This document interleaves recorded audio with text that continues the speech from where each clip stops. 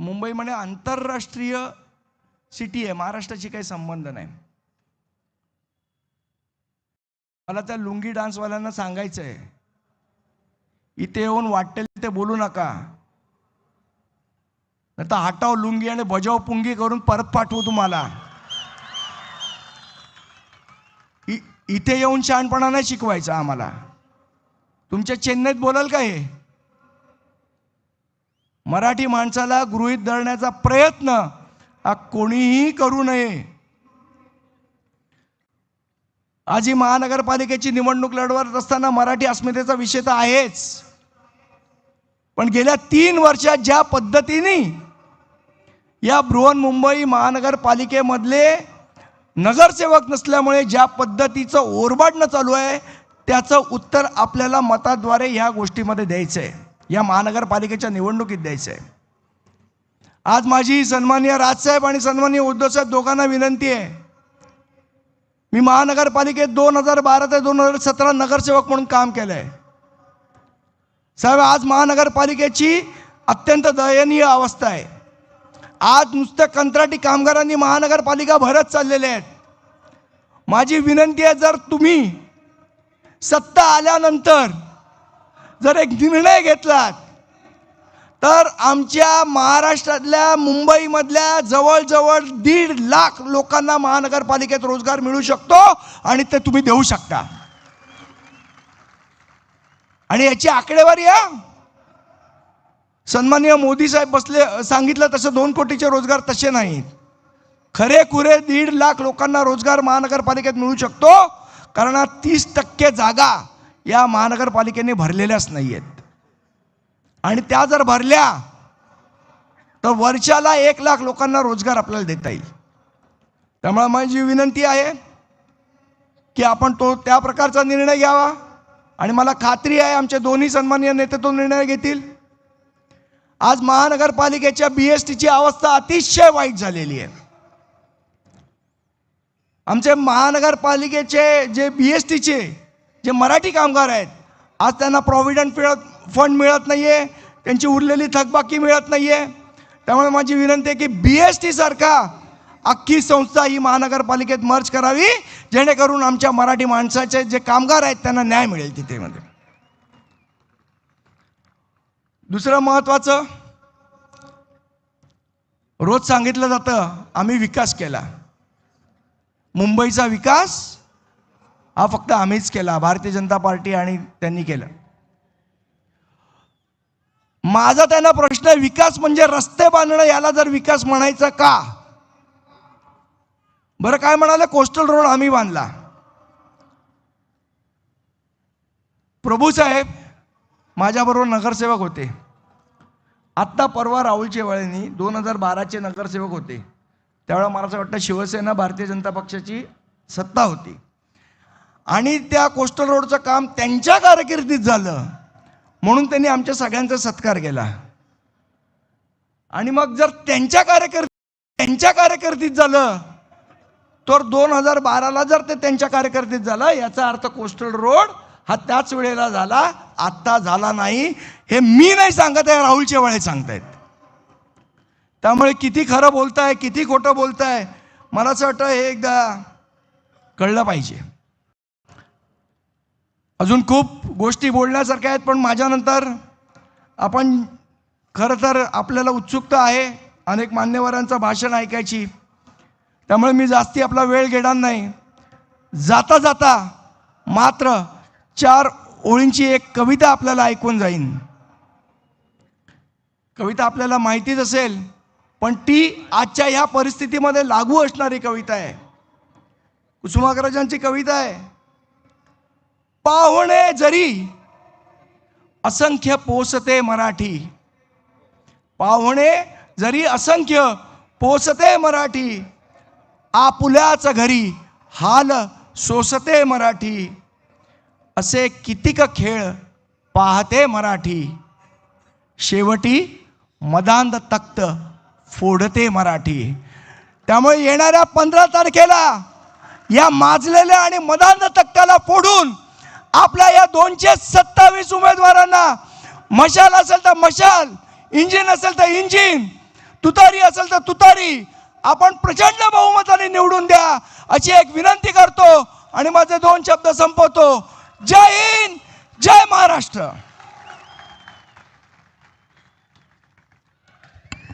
यानंतर धन्यवाद संदीपजी. यानंतर मी विनंती करतो शिवसेना नेते आदित्यजी ठाकरे यांना त्यांनी या सभेला संबोधित करावं.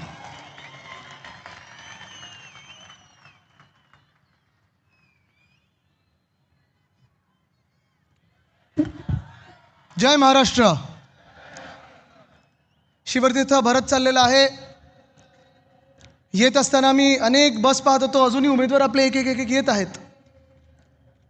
प्रचार सभा चालू आहे, डोर टू डोर चालू आहे. गेले 10 दिवसातच आपण सगळ्या जे काही प्रचार आहे तो सुरू केलेला आहे.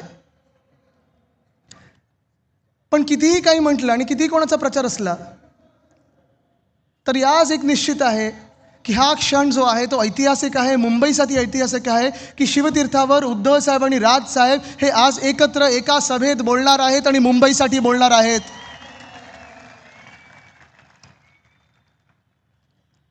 ही निवडणूक महत्त्वाची तर आहेच. ही निवडणूक आपल्या मुंबईची आहे, ही निवडणूक आपल्या महाराष्ट्राची आहे, ही निवडणूक आपल्या अस्मितेची आहे, ही निवडणूक आपल्या अस्मितेची आहे. पण ह्याच्याही पलीकडे जाऊन जे मला आपल्याला सांगायचं आहे ते हेच आहे की मतदार राजा, ही निवडणूक गटर, वॉटर, मीटर ह्याच्याबद्दल आहे. बाकी कुठच्याही विषयावर लक्ष देऊ नका. भाजपवाल्यांकडून जर आपण प्रचार पाहिलात तर आपल्यामध्ये आणि त्यांच्यामध्ये जो फरक आहे तो स्पष्ट दिसत आहे. आपले होर्डिंग जे आहेत ती आपण करून दाखवलेली कामं लावलेली आहेत आणि तो आपला ट्रॅक रेकॉर्ड आहे. 2002 असेल, 2007 असेल, 2012 असेल, 2017 असेल आणि ही निवडणूक देखील आपण करून दाखवलेल्या कामांवर करत आहोत. त्याच्यावरच लढत आहोत. भाजपसारख्या विचित्र ॲबस्ट्रॅक्ट आयडियाजवर लढत नाही आहोत. पुढचा जो टप्पा आहे शब्द ठाकरेंचा, तो ह्या मुंबईमध्ये आपण काय करणार आहोत त्याच्यावर बोलत आहोत. पण भाजपचे होर्डिंग्स तुम्ही पाहिलेत का? कसे आहेत? कोण आहेत भाजपच्या होर्डिंगवर? 2 चेहरे आहेत. 2 चेहरे. मला तुम्ही सांगा, ते 2 जे चेहरे आहेत, प्रधानमंत्र्यांचे असतील किंवा मुख्यमंत्र्यांचे असतील, त्यांचं ह्या मुंबईला किंवा आपल्या महाराष्ट्राला योगदान काय आहे जरा मला सांगा. सांगू शकेल का कोणी? 0. अरे असं कसं तुम्ही बोलता? गिफ्ट सिटी मुंबईमधून गुजरातला नेली कोणी? आहे की नाही योगदान? इथून उद्योगधंदे पळवून नेले गुजरातला कोणी?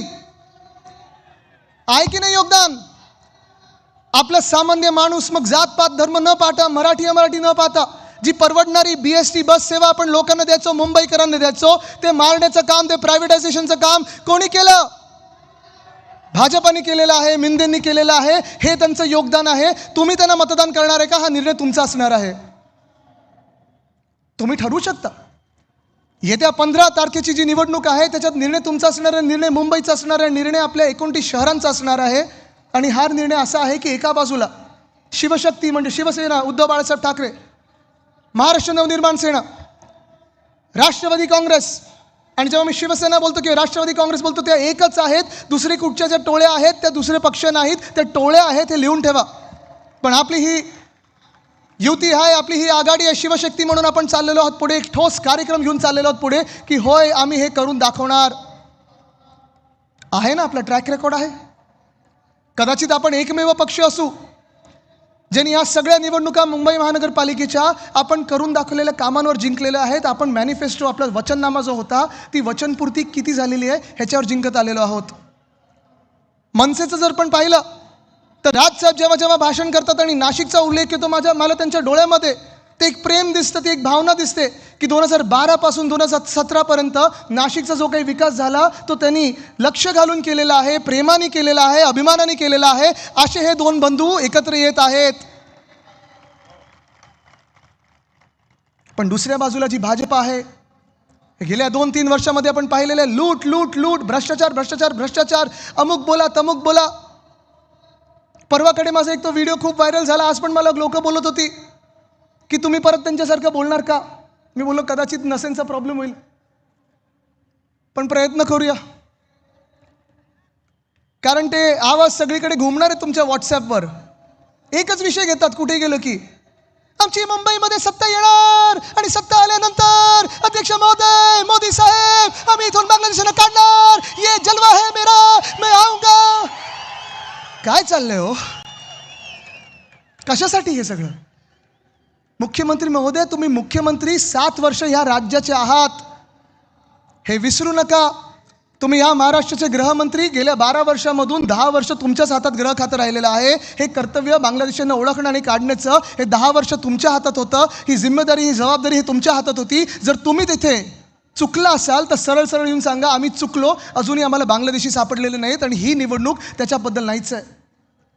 किंवा असंही असू शकतं की मुख्यमंत्री महोदय प्रधानमंत्री महोदयांवर टीका करतात, ज्यांची सत्ता बहुमत दिल्लीमध्ये 12 वर्ष आहे. कारण बांगलादेशानं ओळखण्याचं काम, बांगलादेशाने इथून काढण्याचं काम हे केंद्र सरकारचं आहे आणि राज्य सरकारचं आहे. पण मी तुम्हाला पुन्हा एकदा आठवण करून देतो, या खोट्या आश्वासनावर जाऊ नका, त्यांच्या फेल्युअरवर जाऊ नका. कारण ही निवडणूक आहे तुमच्या गल्लीची आहे, आपल्या BST बसची आहे, आपल्या पाणीची आहे, वॉटर गटर मीटर ह्याची आहे, मुंबई महानगरपालिकेची निवडणूक आहे. आणि मुंबई महानगरपालिकेचं जेव्हा आपण बोलतो तेव्हा आपण करून दाखवलेली कामं आहेत ती सगळी तुमच्या डोळ्यासमोर आहेत. अनेकदा मला प्रश्न विचारलेला आहे की भाजपवाले म्हणतायत आदित्य की तुम्ही काहीच नाही केलं तुमच्या 25 वर्षाच्या काळामध्ये. इथे सगळे जे महापौर बसलेले आहेत, जे उपमहापौर होते, जे नगरसेवक होते, त्यांना विचारा काय, किंवा मला विचारा, कधीही मला तुम्ही विचारलं, झोपेतून उठवलं तरी विचारलं की 25 वर्षात तुम्ही काय केलं, तर मी तुम्हाला सांगू शकतो की आपण काय काय केलं ह्या मुंबईमध्ये. होय, अभिमानाने सांगू शकतो. गेल्या 25 वर्षामध्ये 1997 मध्ये जेव्हा पहिली आपली सत्ता आली मुंबई महानगरपालिकेमध्ये, 600 कोटीची तूट होती. कुठेही छुपा कर न लावता, कुठेही टोल न लावता, कुठेही छुपा कर वाढवता आपण ह्या मुंबईमध्ये ती तूट भरून काढली आणि 92,000 कोटीच्या ठेवी निर्माण केल्या. हे आपलं आर्थिक नियोजन आहे, हे आपण हिशोब देणारं काम करतो आणि ही आपल्या मुंबईवर जोपासण्याची जी एक प्रथा चालवलेली आहे ती आपण आत्तापर्यंत परंपरा पाळत आलेलो आहोत. पण मग तुम्ही विचाराल, मग ठेवींचं काय केलं? ह्या ठेवी ज्या होत्या त्या प्रत्येक आपल्या अर्थसंकल्पामध्ये प्रत्येक वर्षी आपण त्याचा हिशोब दिला आहे, पैशाचा हिशोब दिलेला आहे आणि या ठेवी आपण मुंबईकरांच्यासाठी वापरलेल्या आहेत. जातपात, धर्म, भाषा, प्रांत न पाहता जो कोणी मुंबईकर असेल त्याची सेवा करण्यासाठी वापरलेलं आहे. होय, मी अभिमानाने सांगतो की आपण ते काम करून दाखवलेलं आहे. 3 गोष्टी आहेत महत्त्वाच्या इथे. एक म्हणजे आरोग्य सेवा. आज पण मी दावा करून सांगतो, चॅलेंज देतो मुख्यमंत्र्यांना, ते 3,000 रुपये देणार आहेत. काम दाखवणे 3,000 रुपये बोलतायत. मला 3,000 रुपये नको आहेत. तुम्ही ज्या लाडक्या बहिणींना 2100 सांगितले ना, पहिले ते 2100 द्या, मग 3,000 रुपयाची बोलणी करा. चला, मी तुम्हाला 6,000 रुपये देतो, तुम्ही चला माझ्याबरोबर कोस्टल रोडला मुख्यमंत्री महोदय. पण आपल्या मुंबईमध्ये जी आरोग्य सेवा आहे, जगात कुठेही नसेल असं आपली महानगरपालिका आहे. आपल्या महानगरपालिकेचं काम किंवा कुठच्याही महानगरपालिकेचं काम, पहिलं कर्तव्य जे असतं ते प्राथमिक आरोग्य केंद्र, प्रायमरी हेल्थ केअर सेंटर असतं. कदाचित आपल्या देशातली काय जगातली एकमेव महानगरपालिका असेल ज्याची नुसतं प्राथमिक आरोग्य केंद्र नाहीत तर हॉस्पिटल स्वतःची आहेत, ट्रॉमा केअर सेंटर स्वतःचं आहे, OPD स्वतःचे आहेत आणि त्याच्याही पुढे जाऊन 4 मेडिकल कॉलेजेस बनवणारी ही आपली एकमेव महानगरपालिका आहे. ह्याचा आपल्याला अभिमान असायलाच पाहिजे. या मुख्यमंत्री महोदय कधी आणि पहा आम्ही काय काम केलेलं आहे. शिक्षणाचा जर विचार केला तर आपल्या मुंबई महानगरपालिकेचं पुन्हा एकदा सांगतो, जगात कुठेही उदाहरण नसेल असं आपण काम केलेलं आहे. 1235 शाळा आहेत. 8 माध्यमांमधून, म्हणजे इंग्रजी आहे, सेमी इंग्लिश आहे, मराठी आहे, गुजराती आहे, उर्दू आहे, तमिळ आहे, तेलुगू आहे, कन्नड आहे, ह्या सगळ्या भाषांच्या माध्यमातून आपण 3.25 लाख विद्यार्थ्यांना शिक्षण देतो. इथेच थांबलो नाही. उद्धव साहेबांनी 2011 साली प्रत्येक ठिकाणी आपण पाहिलं असेल टॅब्स आणलेत लहान मुलांच्या दप्तरामध्ये, म्हणजे दप्तरचं ओझं कमी होईल. डिजिटल क्लासरूम आणले, व्हर्च्युअल क्लासरूम आणले, हात दाखवा बस थांबवा, गणवेशधारक विद्यार्थ्यांसाठी मोफत बस सेवा आणली. आणि इथेच थांबलो नाही तर देशात कुठेही नसेल आपल्या आणि जगात कुठेही नसेल तसं मराठी अनिवार्य तर केलंच, पण SSC बोर्डसोबत आपण IGCSE बोर्ड आणला, IB बोर्ड आणला, जे जागतिक बोर्ड्स आहेत, CBSE बोर्ड आणला, ICSE बोर्ड आणला. मला अभिमान ह्या गोष्टीचा आहे की ज्या शाळा बंद पडत चाललेल्या, ज्या शाळांमध्ये गळती लागलेली, आपण हे सगळं मुंबई पब्लिक स्कूल म्हणून हे ब्रँडिंग केल्यानंतर आणि चांगल्या शाळा, दर्जेदार शाळा दिल्यानंतर 4,000 सीट्ससाठी 10,000 ॲप्लिकेशन झाले 2021 साली. मला लोकांनी फोन केले की आम्हाला पत्र द्या तुमचं. अभिमान वाटतो या गोष्टीचा आपल्याला. लॉटरी काढायला लागली या शाळांसाठी. हे मॉडेल आपल्याला मुंबईत न्यायचं, पुण्यात न्यायचं, सगळीकडे न्यायचं. पाण्याचंच जर विचारलं तर मुंबई महानगरपालिका कदाचित एकमेव महानगरपालिका ज्या क्षमतेने, ज्या ताकदीने आपण काम करतो, ज्या हिमतीने आपण काम करतो. आपली स्वतःची धरणं आहेत आणि हिंदू हृदय सम्राट बाळासाहेब ठाकरे मिडल वैतरणा धरण हे आपण करून दाखवलेलं आहे. आपल्या काळात झालेलं आहे. कुठेही छुपा कर लावला नाही, कुठेही पाण्याचा दर वाढवला नाही. डिसॅलिनेशनचा प्लांट आपण उभारत होतो, ह्या मिंदे सरकारने बंद केलाय. पण माझा शब्द आहे तुम्हाला की ज्या दिवशी आपले महापौर बसतील येत्या 16 तारखेला डिसॅलिनेशनच्या प्लांटच्या माध्यमातून 400 मिलियन लिटर पुन्हा एकदा पाणी आपण ह्या शहरासाठी सुरू करू. BST बस सेवा, इथे BST किती लोक वापरतात जरा हात वरती करावं. सगळे वापरता? किती वर्ष वापरताय? आपल्या काळात वापरत होतं का? किती भाडं होतं? 5 रुपये ना. 5 किलोमीटर 5 रुपये, 10 किलोमीटर 10 रुपये, 15 किलोमीटर 15 रुपये, 20 किलोमीटर कुठेही जायचं असेल तर 20 रुपये तुम्ही जाऊ शकता. AC बसेस 4000 बसेस आणल्या होत्या. 10,000 इलेक्ट्रिक बस आपण आणणार होतो आणि ते आपण आणणार 900 डबल डेकर इलेक्ट्रिक बस आणणार होतो. पण आत्ता काय झालंय? भाडं परवडतंय का? तिप्पट भाडं झालं. तिप्पट 60 रुपये भाडं झालंय. वेटिंग किती आहे? 40 मिनिटं 50 मिनिटं रांगेत आपण उभे आहोत. ही आपली BST बस आपल्या काळात 35 लाख लोक प्रत्येक दिवशी वापरायचे. ते आता बस पण कमी केली, जुने रूट बंद केलेत, भाडं वाढवलेलं आहे, रांगा वाढलेल्या आहेत आणि 35 लाखावरनं जवळपास 20-22 लाखावर रायडरशिप आलेली आहे. पण इथेच थांबलो नाही आपण. STPचं मला तुम्हाला आठवण करून द्यायचे. सिवेज ट्रीटमेंट प्लांट आपलं सरकार पडल्या मोदी साहेब आले होते आणि त्यांनी भाषण केलं भूमिपूजन करताना की मैंने आपको तोहफा दिया 18,000 कोटी का. मी आज मुंबईकरांना सांगू इच्छितो की सिवेज ट्रीटमेंट प्लांट हे आपलं काम आहे. त्यांचं चांगलं योग्य होता की त्यांनी भूमिपूजन केलं कारण त्यांनी गद्दारी करून आपलं सरकार पाडलं होतं. पण ते 18,000 कोटी पण हे दिल्लीकडून आले नव्हते, केंद्र सरकारकडून आले नव्हते, भाजपाकडून आले नव्हते. हे आपण शिवसेना म्हणून ज्या ठेवी बनवून ठेवल्या होत्या त्या ठेवींमधून आर्थिक नियोजन करून हे 18,000 कोटी या STPसाठी आपण आणले होते. प्रत्येक पैशाचा हिशोब दिलेला आपण, प्रत्येक पैशाचा, प्रत्येक नाण्याचा हिशोब दिलेला आहे. पण हे जसं आहे तसं गोरेगाव मुलुंड रिंग रोड आहे. सुनील प्रभू साहेब तुम्हीच मला वाटतं आपण तेव्हा भूमिपूजन केलं. जिथे मी भूमिपूजन केलं तिथे काम सुरू झालं, मिंदेंचं सरकार आलं, कॉन्ट्रॅक्टर बदलला, एस्केलेशन केलं आणि प्रधानमंत्र्यांच्या हाती परत जिथे मी भूमिपूजन केलेलं तिथेच भूमिपूजन केलं. पण चला हे सगळ्या गोष्टी ह्या होऊन गेलेल्या आहेत, ह्या करून दाखवलेल्या आहेत. पण एक गोष्टीवर मला जे सतत मुख्यमंत्री सांगत असतात की होय त्यांनी केलं, चुकीचं आहे, चुकीचं खोडून काढणार मी, ते म्हणजे कोस्टल रोड. आता राजसाहेब माझे काका असल्यामुळे थोडी लिबर्टी घेतो. तो फोटो आहे का? लाव रे तो फोटो.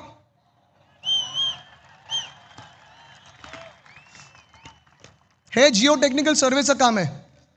फडणवीस साहेब दिसतात का कुठे?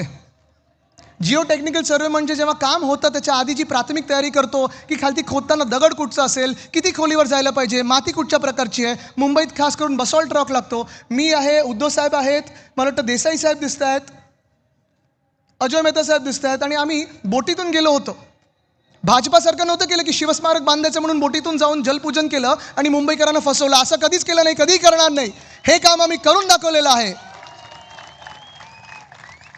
पुढचा फोटो आहे का भूमिपूजनाचा? हा भूमिपूजनाचा फोटो दिसतोय. फडणवीस साहेब कुठे? चला फडणवीस साहेबांना 3,000 रुपये देतो, दिसतायत का बघा? बिलकुल 100% देतो, 2 तासात देतो. हा भूमिपूजनाचा फोटो आहे. डिसेंबरमध्ये महाडेश्वर साहेब महापौर असताना केलेलं हे आपण भूमिपूजन आहे. विशाखाताई दिसत आहेत, सगळे दिसतात तिथे. आता ह्याच कार्यक्रमात भाजपाने बहिष्कार टाकला होता. स्वतःच्या कार्यक्रमावर कधी बहिष्कार टाकू शकतो का कोणी? पण हे भूमिपूजन आपण डिसेंबर 2018 साली केलं होतं. पुढचा फोटो आहे का? हे कोस्टल रोडचं टनल बोरिंग मशीनचं काम सुरू करताना आहे. मास्क आम्ही लावलेत, हुडी घालून कोणाच्या घरी गेलो नव्हतो, मास्क लावून आम्ही लोकांमध्ये कामं करत होतो. बोलतात ना बाहेर पडलो नाही. बघा पुढे जाऊया. हे टनलचं काम सुरू करताना अश्विनी भिडे जी आहेत, ज्या अधिकारी आहेत, त्या आता CMO मध्ये, आमच्या वेळी BMC मध्ये होते, चांगलं काम करणारे अधिकारी आहेत, त्यांच्या हस्ते उद्धव साहेबांनी ते बटन दाबून घेतलं. पुढे जाऊया. आणि हे ते टनल बोरिंग मशीन, ज्याचा आपल्याला अभिमान असायला पाहिजे की आपल्या काळात आपण हे आणलेलं टनल बोरिंग मशीन आहे. आणि ह्याचं नाव मी मावळा दिलं होतं, मावळा, छत्रपती शिवरायांचा मावळा. जसं त्यांनी सह्याद्रीमध्ये काम केलं तसं आपल्या ह्या टनलिंगमध्ये ह्यांनी काम केलेलं आहे. पण ही सगळी कामं जी आहेत ही आपण अभिमानाने केलेली आहेत. आणि ही सगळी कामं छाती ठोकपणे हे सगळे आपले उमेदवार जेव्हा घरोघरी जात आहेत तेव्हा सांगत आहेत की होय, आम्ही करून दाखवलं. ही निवडणूक मुंबईच्या अस्मितेची जरी असली, ही निवडणूक आपल्या अस्तित्वाची जरी असली, जसं मी सांगतो सातत्याने की होय, आपण लढा देत आहोत, कोणाच्या विरुद्ध नाही आहोत आपण. पण निश्चितपणे जी भाजपची वृत्ती आहे, जी महाराष्ट्र विरोधी वृत्ती आहे, जी महाराष्ट्र द्वेष्टी वृत्ती आहे भाजपची, परवा जे अन्नमलाई आले, मी अन्नमलाईनं सांगतो की अन्नमलाई, इथे आमच्याकडे खूप देशातल्या प्रत्येक राज्यातून येऊन इथे राहिलेले मुंबईकर आहेत. आम्ही त्यांना मुंबई म्हणून ओळखतो, मुंबईकर म्हणून ओळखतो. तुम्ही अन्नमलाईजी स्वतःचा जो मतदारसंघ ना, तिथे बघा, तुम्ही तुमचं डिपॉझिट स्वतःचं गेलेलं आहे आणि तुम्ही आम्हाला इथे येऊन सांगता मुंबई काय आणि मुंबई कोण आहे. पण ह्या सगळ्या कॅरेक्टरांकडे लक्ष देण्याची गरज नाही आपल्याला. कोविडच्या काळात अख्ख्या देशाने पाहिलेलं आहे की आपण मुंबई कशी हाताळली, महाराष्ट्र कसं हाताळलं. आज ही वेळ आलेली आहे की प्रचार संपायला 2 दिवस आहेत. मी आज तुम्हाला विचारते, तुम्ही निर्णय केलाय का? मतदान किती तारखेला आहे? काय, मार्च, मे, फेब्रुवारी, जानेवारी? नक्की ना? आता ह्या 2 दिवसांमध्ये तुम्हाला पुन्हा एकदा घरोघरी जायचं आणि तुमचा निर्णय ठरला असेल तर मी जे तुम्हाला प्रश्न विचारणार आहे त्याचं तुम्ही उत्तर मला नंतर द्यायचं. पण एक शेवटचा मुद्दा तुम्हाला महत्त्वाचा सांगायचा आहे. जे आपण सातत्याने बोलतो की आपला टक्का, मराठी टक्का हा टिकला पाहिजे. आपल्या राज्यामध्ये आणि आपल्या मुंबईमध्ये शासकीय कर्मचारी आहेत, पोलीस कर्मचारी आहेत, मुंबई महानगर पालिकेचे कर्मचारी आहेत. त्यांना मी इकडचे जे आपले महापौर आणि उपमहापौर आहेत त्यांचं पण अभिनंदन करतो की त्याच कर्मचाऱ्यांना आपण आत्ता सरकार, केंद्र सरकार 7वं वेतन आयोग वगैरे लावण्याचा विचार करते केंद्रातल्या. आपण मला वाटतं 9व्यापर्यंत पोचलो. पण तिथेच थांबणार नाही आपण. जे आपले महानगरपालिकेचे कर्मचारी आहेत, शासकीय कर्मचारी आहेत, जे वारंवार ज्या लोकांना, म्हणजे पोलिसांना हे सरकार फसवतं की आता घरं देऊ, पोलिसांना देखील, फायर ब्रिगेडला देखील हा आमचा शब्द आहे की आपल्या BMCच्या एस्टेट प्रॉपर्टीवर परवडणारी घरं गिरणी कामगारांपासून या सर्व सरकारी कर्मचाऱ्यांना आपण मुंबईत दिल्याशिवाय राहणार नाही. जसं BDDचं आपण काम केलं, BDDमध्ये पण आपण पाहिलं असेल, एक बरोबर आहे, देवेंद्र फडणवीस साहेबांनी 2016ला नारळ फोडून निघून गेले होते. 16 ते 20 काही काम झालं नाही, कॉन्ट्रॅक्टर पळून जाणार होते. मग आम्ही थोडं डिझाईन बदललं आणि 1 ऑगस्ट 2021ला जे काम सुरू झालं ते 2025पर्यंत चावी वाटप हा पहिल्या टप्प्याचं झालेला आहे. भाव खायला हे तिघं गेले होते, पण प्रत्येकाने एकाच व्यक्तीचे आभार मानले, ते म्हणजे उद्धव बाळासाहेब ठाकरे. ह्या मुंबईचा विश्वास आहे उद्धव साहेबांवर. सोबत राजसाहेबांची ताकद आलेली आहे, पवार साहेबांचे आशीर्वाद आहेत. जेव्हा ठाकरे आणि पवार ह्या महाराष्ट्रासाठी एकत्र येतात ना, हा बुलंद आवाज महाराष्ट्राचा तख्त दिल्लीच्या हलवू शकतो. ही आपल्यामध्ये ताकद आहे.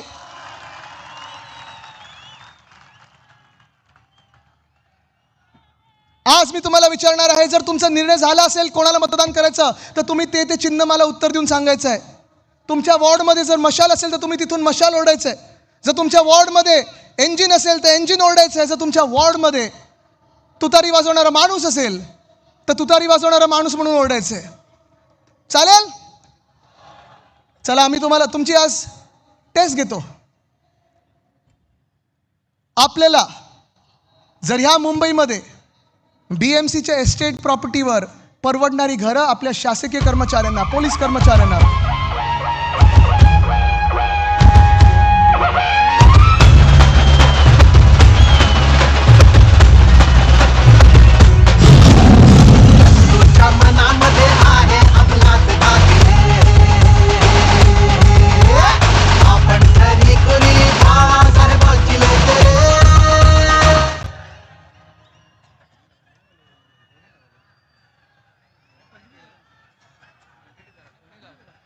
मागे आहेत अजून. अच्छा, यायचेत. चुकीचा अलार्म. अरे निशाणी बोलायची आहे, म्युझिक नाही लावायचं आहे. काय तुम्ही पण. ठीक आहे, बसून घ्या, सगळे बसून घ्या. चला, तयार आहात?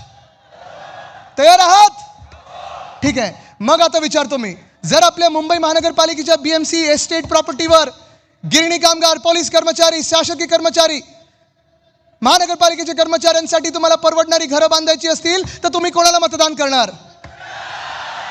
जर आपल्या मुंबईमध्ये जसं उद्धव साहेबांनी 500 स्क्वेअर फुटापर्यंतचा प्रॉपर्टी टॅक्स माफ केला, 700 स्क्वेअर फुटापर्यंत माफ करून घ्यायचं असेल तर तुम्ही कोणाला मतदान करणार? आपल्या मुंबई महानगरपालिकेच्या माध्यमातून 100 युनिटपर्यंत वीज मोफत पाहिजे असेल तर तुम्ही कोणाला मतदान करणार? आपल्या BSTच्या बस ह्या 10,000 पर्यंत न्यायच्या असतील तर तुम्ही कोणाला मतदान करणार? मोफत बस महिलांसाठी सुरू करायची असेल तर तुम्ही कोणाला मतदान करणार? बसचं भाडं रद्द करायचं असेल तर तुम्ही कोणाला मतदान करणार? भाडेवाढ रद्द करायची असेल तर कोणाला मतदान करणार? महामानव डॉक्टर बाबासाहेब आंबेडकरांच्या नावाने जर तुम्हाला सर्वात मोठी लायब्ररी बांधायची असेल तर तुम्ही कोणाला मतदान करणार? लहान मुलांसाठी पाळणा घरं बांधायची असतील तर कोणाला मतदान करणार? मुंबईत चांगले रस्ते पाहिजे असतील तर कोणाला मतदान करणार?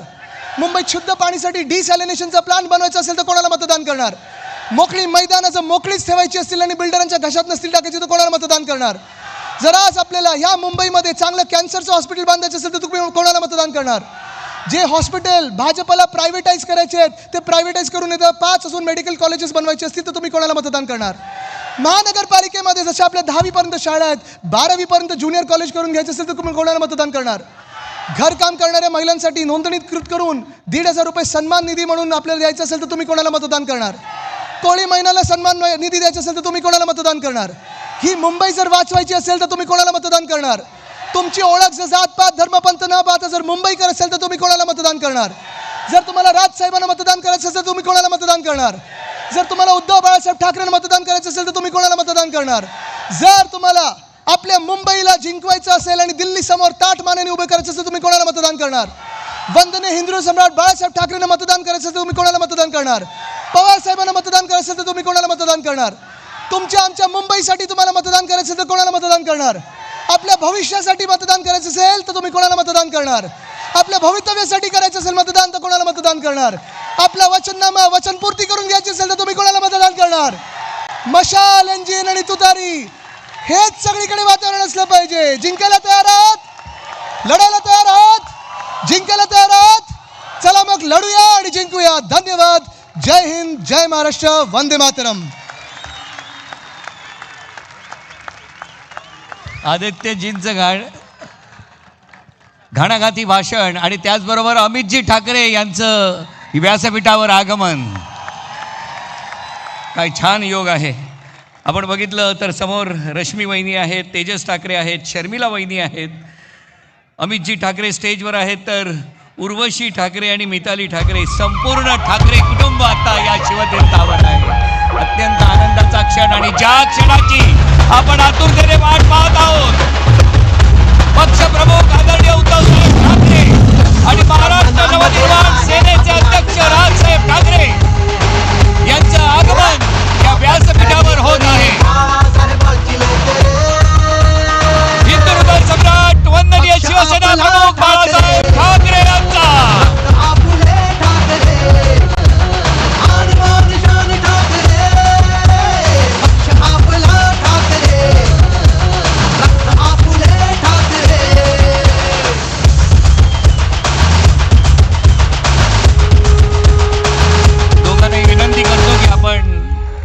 समोर यावं, पोडियमच्या पुढे यावं. दोघांनीही पुढे या. पत्रकारांची विनंती आहे, दोघांनी जरा पोडियमच्या पुढे यावं. सर्वांनी हात उंचावून टाळ्या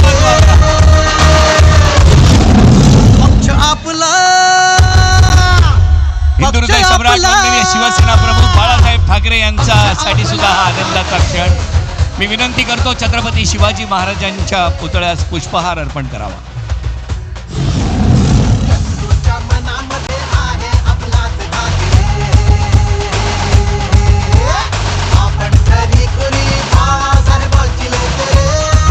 वंदनीय हिंदू हृदय सम्राटांना आज प्रचंड आनंद होत असेल. माँसाहेब खुश असतील तर इथूनच काहीच्या अंतरावर असलेल्या राजसाहेबांच्या आई मधुवंती आई सुद्धा प्रचंड खुश असतील. छत्रपती शिवाजी महाराज की.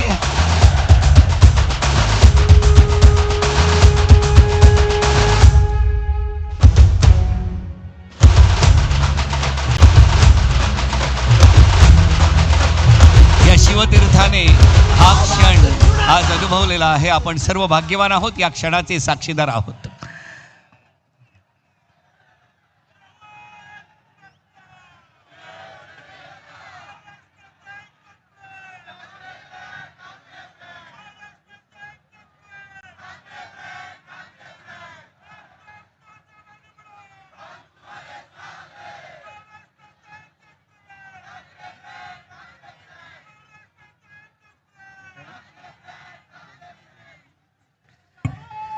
यानंतर मी विनंती करतो राष्ट्रवादी काँग्रेस पक्षाचे नेते जयंत पाटील यांना की त्यांनी या सभेला संबोधित करावं.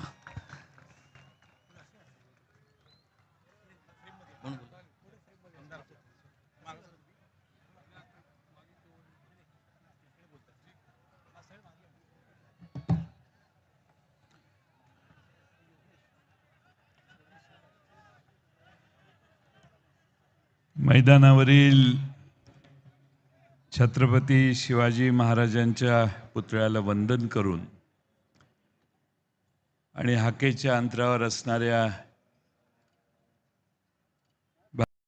घटनेचे शिल्पकार डॉक्टर आंबेडकर यांच्या चैत्यभूमीच्या स्मारकाचं स्मरण करून आणि तिथून पुढं श्री सिद्धिविनायकाला नमन करून मी आपल्या सर्वांचे या शिवशक्ती सभेचं स्वागत करतो.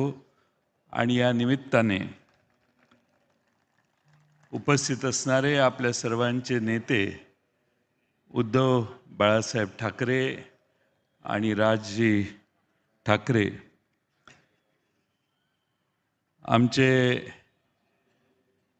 ज्येष्ठ मित्र संजय राऊत साहेब, आणि मगाशी पण थोडे उशीर आला, पण एक अतिशय उत्तम भाषण मी आजपर्यंत कधी ऐकलं नव्हतं. एवढं सुंदर भाषण आदित्यजींचं मी आज ऐकलं. या मुंबईची नस काय आहे, मुंबईला काय हवं आहे आणि मुंबईला काय आपण देणार आहे, हे ज्या नेत्याला ओळ आणि ओळ, कोपरा आणि कोपरा माहीत आहे असे आदित्य ठाकरे मी मगाशी बघितले. उद्धवजी, महाराष्ट्राची जबाबदारी तुमच्यावर आहे, पण आता मुंबईची जबाबदारी आदित्यांच्यावर सोडून आपण मोकळे व्हायला हरकत नाही. एवढी आदित्य ठाकरेंच्या मध्ये या मुंबईचा प्रश्न सोडवण्याची जिद्द आज निर्माण झालेली आहे. मुंबईत स्वर्गीय आदरणीय बाळासाहेब ठाकरे साहेबांनी शब्द दिला आणि त्या शब्दामुळं ही मुंबई मराठी माणसांची आहे, मराठी वासियांची आहे, ही भावना पूर्ण देशभर पसरली. त्याचं एकमेव कारण स्वर्गीय बाळासाहेब ठाकरे. ते होते म्हणून या मुंबईमध्ये मराठी माणूस स्वाभिमानानं ठामपणानं उभा राहिला. हे आजही महाराष्ट्रात कुणीही विसरता कामा नये. खरं म्हणजे मागचं पोस्टर बघून मला मनापासून आनंद होतोय. त्या दोघांनी बघितलं की नाही मला माहीत नाही, पण हे मागचं पोस्टर बघून मला आनंद होतोय की भावकी एक झाली. मी कालपासून मुंबईतल्या अनेक प्रभागामध्ये फिरलो. लोकांना प्रचंड आनंद आणि उत्साह आहे की उद्धवजी आणि राजजी एकत्रित आले. याचा मुंबईकरांना एवढा आनंद यापूर्वी कधी झालेला नसेल. एवढा मोठा आनंद, प्रचंड आनंद या दोघांना एकत्रित बघण्यास आज मुंबईकरांना झालेलं आहे.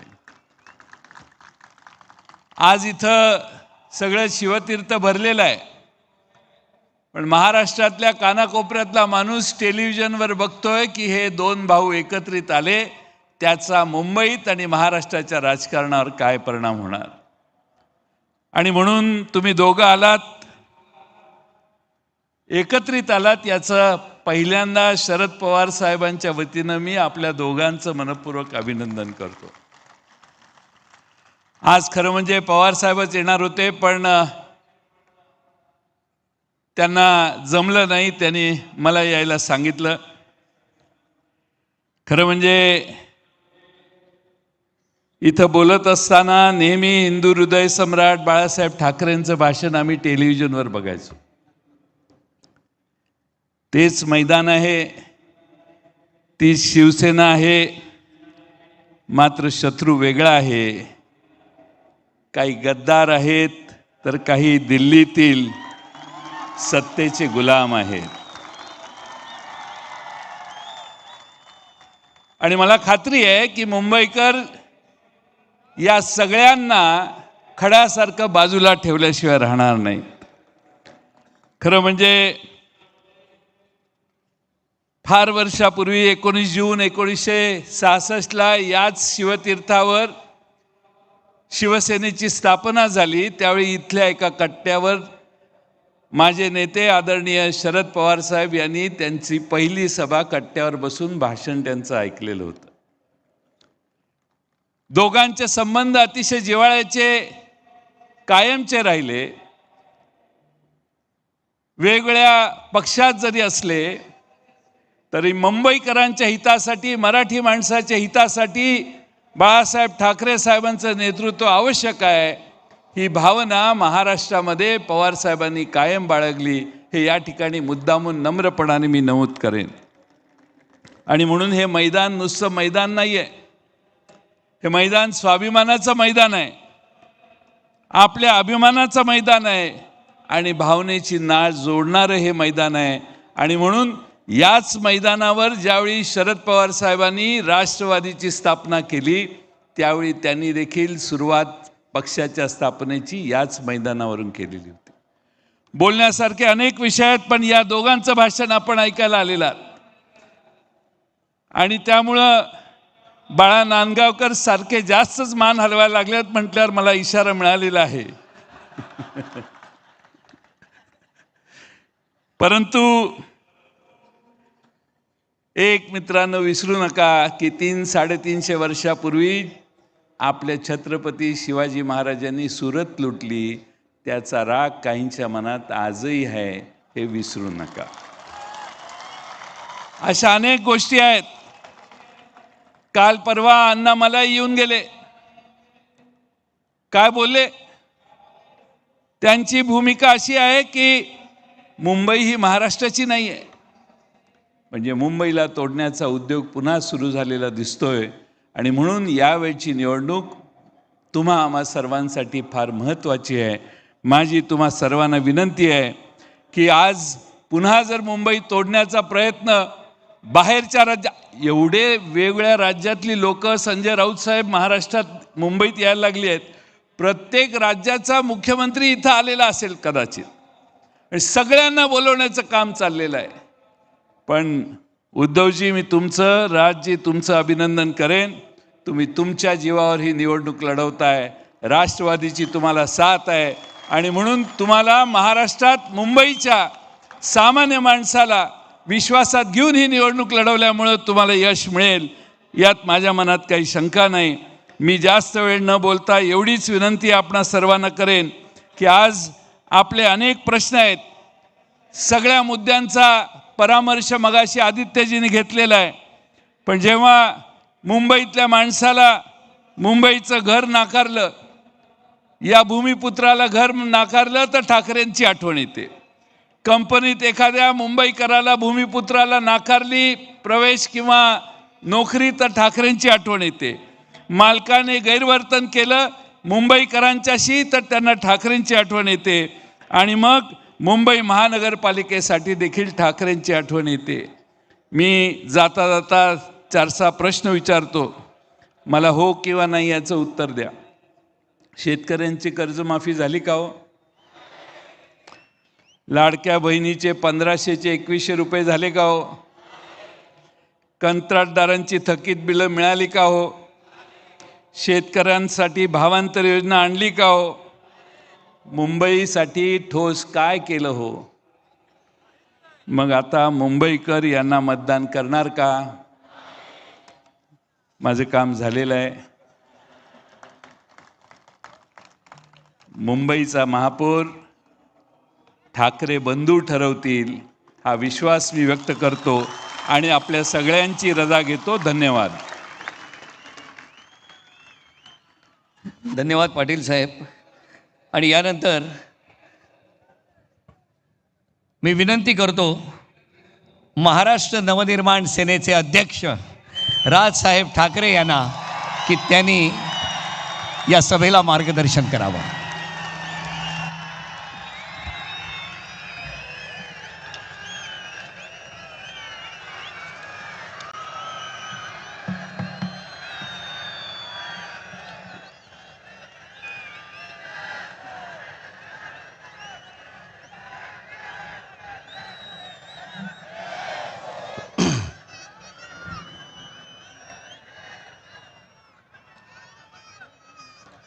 व्यासपीठावरती उपस्थित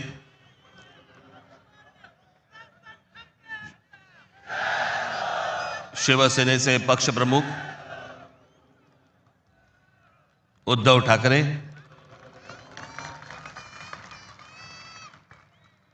राष्ट्रवादी काँग्रेसचे नेते जयंतराव पाटील, इतर सर्व मान्यवर आणि माझ्या जमलेल्या तमाम मराठी बांधवांनो, भगिनींनो आणि मातांनो,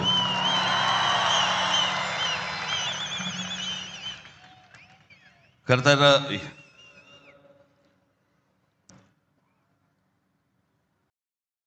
या व्यासपीठावरती मी माननीय बाळासाहेबांबरोबर लहान असताना अनेकदा आलो. शिवसेना पक्षाची स्थापनाच या शिवतीर्थावरती झाली. त्यावेळेला माझे आजोबा प्रबोधनकार ठाकरे हे देखील इथे उपस्थित होते.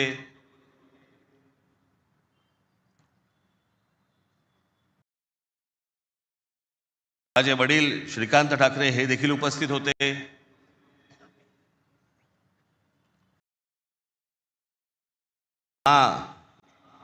ही देखील उपस्थित होती.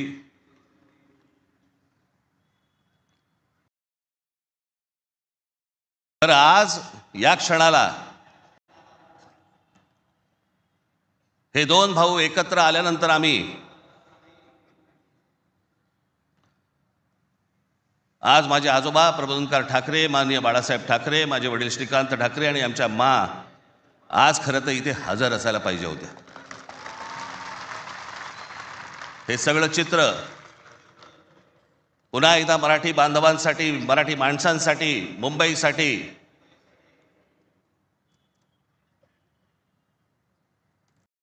आम्ही दोन भावांनी उभारलेला हा सगळा लढा इथे नसले तरी वरून पाहत असतील.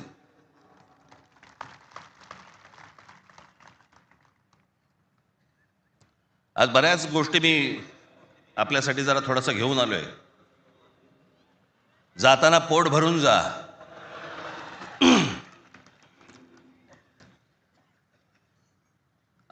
अनेक सामाजिक संस्था आहेत, मराठीवरती काम करणारे आहेत, अनेक लोक आहेत, ज्या लोकांनी अनेक दिवस आवाज उठवला या सगळ्या विषयात. मी सर्वप्रथम त्यांचे मी आभार मानतो. दीपक पवार आहेत, त्यांच्याबरोबरचे अनेक सहकारी आहेत, त्यांचे आभार मानतो. अनेक टेलिव्हिजन चॅनलचे आणि वर्तमानपत्रांचे संपादक आहेत, पत्रकार आहेत, त्यांनी गेले काही दिवस जी आम्हाला साथ दिली त्याबद्दल त्यांचेही मी मनापासून आभार मानतो.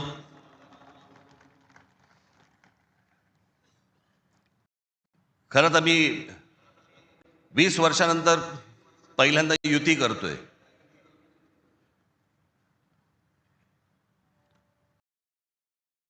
त्याच्यामुळे अनेक या युतीच्या सगळ्या अख्ख्या प्रोसेसमध्ये अनेक लोकांना तिकीटं दिली गेली, अनेक लोकांना तिकीटं नाही देता आली, अनेक जण नाराज झाले, जे जवळचे होते, सहकारी होते. काही जणांना वाटलं दुसऱ्या पक्षात जावं, काही नाराज झाले, काही रागावले, काही गोष्टी झाल्या, होतात. त्याला काय, आमच्या पण हातात काही गोष्टी नसतात. पण त्यांना दुखवणं हा काही आमचा हेतू नव्हता. पण तरी मी त्या सर्वांची, जर दुःखी झाले असतील, नाराज झाले असतील, त्या सर्वांची मी दिलगिरी व्यक्त करतो.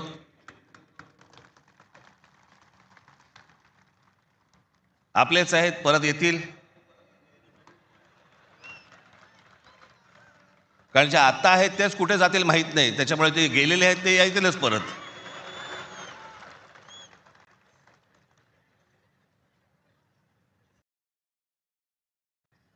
त्याच्यामुळे ह्या सगळ्या गोष्टींमध्ये मी समजू शकतो. मुळात मी आणि उद्धव आम्ही दोघेजण एकत्र येण्याचं सगळ्यात महत्त्वाचं कारण म्हणजे या मुंबईवरती आलेलं संकट. मी गेले अनेक वर्ष या सगळ्या विषयांमध्ये बोलत आलो. गेले अनेक वर्ष मी माझ्या भाषणांमधनं हे सगळे मुद्दे मांडत आलो की कशा प्रकारचा डाव रचला जातोय. आणि मग मध्यंतरी या राज्य सरकारने हिंदी सक्तीचा विषय आणला.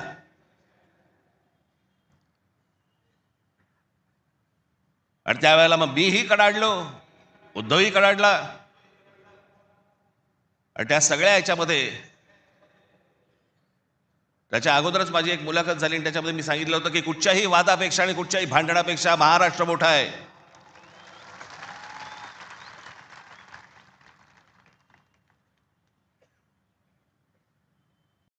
आणि मग तिकडनं ह्या सगळ्या गोष्टींची सुरुवात झाली. हिंदी सक्तीचा जो विषय होता तो फक्त तुम्हाला चाचपडून बघण्याचा होता. तुम्ही जागे आहात का? मराठी माणूस महाराष्ट्रामधला, मुंबईमधला जिवंत आहे का? हे फक्त चाचपडणं होतं तुम्हाला.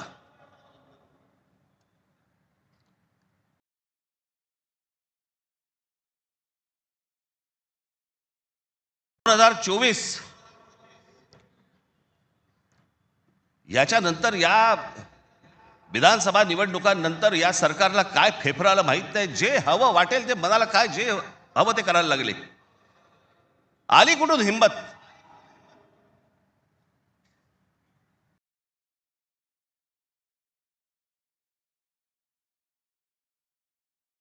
कोणाला विचारायचं नाही, काही जनता बिनता लोक बिक काही नावाची काही गोष्टच नाही. बस आम्हाला वाटलं म्हणून आम्ही केलं. हे कोण आहेत लोक? कोण आहे महाराष्ट्रातील जनता?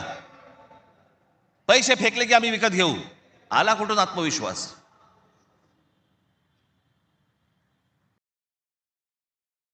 इतकी वर्ष मी आता राजकारण बघतोय. काँग्रेसची लोक सत्तेवरती होती, अनेक लोक सत्तेवरती होते, परंतु ते लोकांना घाबरून असायचे, जनतेला घाबरून असायचे. आता घाबरणं बिबरणं काहीच नाही. गृहीत धरून टाकलं तुम्हाला. कुठून येतात मतं ह्यांच्याकडे, कशी येतात, काय येतात, याचा लढा तर बाकीच्या ठिकाणी सगळ्या ठिकाणी सुरूच आहे. ते बोगस वोटर आणि ते ईव्हीएम मशीन पासून सगळ्या गोष्टी सुरू आहेत. पण ह्याच्यामध्ये सगळ्यात महत्वाची गोष्ट बघा, आता उद्दामपणा कुठपर्यंत गेला यांचा. अकोटमध्ये भाजपने MIMशी युती केली. बदलापूरमध्ये भाजपने काँग्रेस बरोबर युती केली. 66 जण बिनविरोध निवडून आले. बिनविरोध म्हणजे तिकडच्या मतदारांचा अधिकारच काढून टाकला. ते मतदानच नाही करू शकत. आज 66 आहेत. हे पुढे आकडे वाढत जाणार. त्याला कळलंय की काय प्रकारचे आपण कशा प्रकारे लोकांना विकत घेऊ शकतो. वाईट या गोष्टीचं वाटतं विकले जातात. तुळजापूरमध्ये विनोद गंगणे नावाचा एक ड्रग्ज मधला रॅकेट मधला एक माणूस, ड्रग्ज रॅकेट मधला, त्याला भाजपने तिकीट दिलं. ड्रग्ज विका, काही विका, पुढच्या पिढ्या बर्बाद करा, काही फरक पडत नाही. पण ड्रग रॅकेट मधला एक माणूस, त्याला भारतीय जनता पक्षाने तिकीट दिलं तुमच्या नाकावर टिचून. आता बदलापूरला तुषार आपटे, बलात्काराच्या केस मधला आरोपी, बलात्काराच्या, सगळ्यांना माहिती आहे, नगरसेवक केलं. लहान मुलींच्या वरती बलात्काराचा आरोप असलेला माणूस, त्याला भारतीय जनता पक्षाने नगरसेवक. आली कुठून हो हिंमत? ज्यावेळेला वेडावाकड्या पद्धतीने ज्यावेळेला निवडणुका जिंकण्याचं यंत्र किंवा तंत्र हे ज्यावेळेला हस्तगत होतं ना, त्याच वेळेला हा उद्दामपणा येतो, ही मस्ती येते ना, हा माज येतो ना, हा त्याच्यातनं येतो.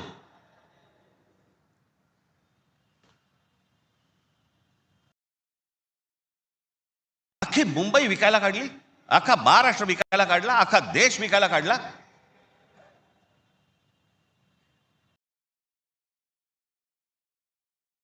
आपल्यासमोर काय वाढून ठेवलंय आपल्याला अंदाज पण नाही. मी तुम्हाला हे सांगतोय, मला 2024 साली मला एक व्यक्ती भेटली.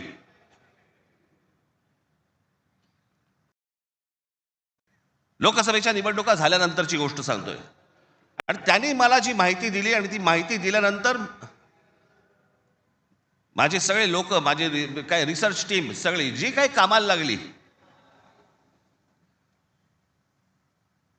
जे काही झालंय ते आज मी तुम्हाला इथे दाखवणार आहे.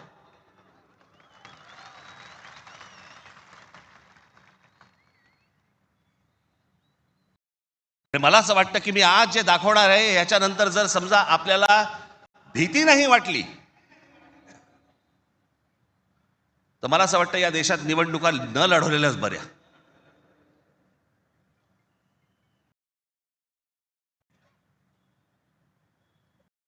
म्हणजे आता साधी गोष्ट, फक्त तुम्हाला 2014 नरेंद्र मोदी पंतप्रधान झाले त्यावेळेला, हे मला आता 24च्या नंतर आता हे पुढे सगळं समजायला लागलं. या गेल्या वर्षी 24 नाही, हो 24 नंतर साधारणपणे विधानसभा निवडणुकांच्या आसपास मला ह्या सगळ्या गोष्टी आमच्या रिसर्च टीम मध्ये यायला लागल्यावरती मला धक्का बसायला लागला. आपण असे बघतच नाही कधी, आपण डोळे झाक करत बसतो आणि नक्की काय खणलं जात आहे आपल्या खालून आणि आपल्याला माहितीच नाही. याचं कारण अनेक हिंदी इंग्रजी टेलिव्हिजन चॅनल सगळं ब्लॉक करून टाकलंय. कोणी काय तुम्हाला दाखवणार पण नाही. दाखवलं की वरनं फोन येतो, वरनं दट्ट्या येतो, जाहिराती बंद करून टाकू. मी आता फक्त एक पहिला मॅप मी तुम्हाला भारताचा दाखवतो, 2014चा. दाखवा रे.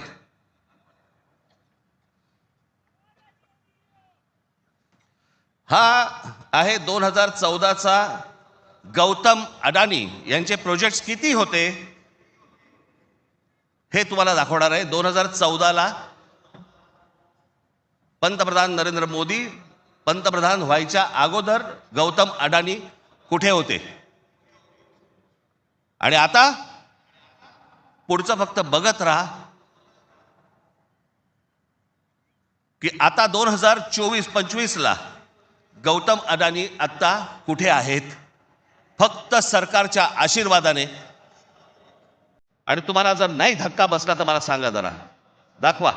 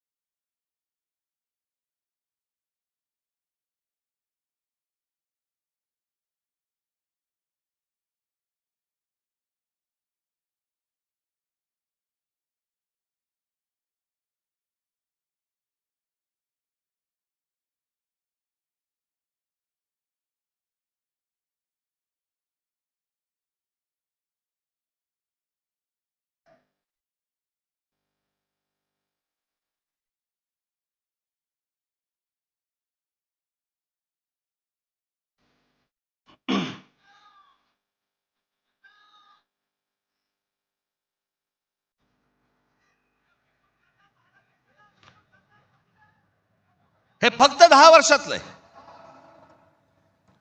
जगामध्ये असा एकही माणूस नसेल जो 10 वर्षामध्ये इतका श्रीमंत झाला. मला कुठच्या उद्योगपतीने उद्योग करू नये या मताचा मी नाहीये, इतका दळभद्री विचार माझा नाहीये. पण या देशामध्ये इतके उद्योगपती असताना एका माणसावरती इतकी मेहरबानी या देशामध्ये होते, मी जगातनं तर दाखवतच नाही अजून. फक्त 10 वर्षामधली गोष्ट ही 10 वर्षातली.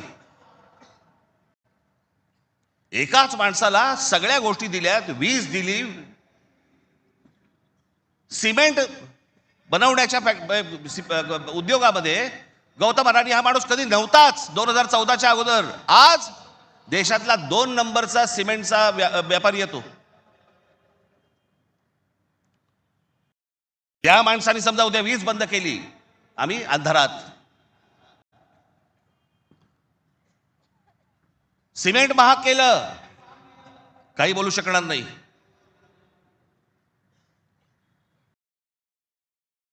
सगळी पोर्ट्स खालपासून वरपर्यंत सगळी पोर्ट्स अदानीना, सगळी विमानतळं अदानीना. महाराष्ट्रात काय परिस्थिती एकदा बघा, महाराष्ट्राचा फक्त एकदा दाखवा.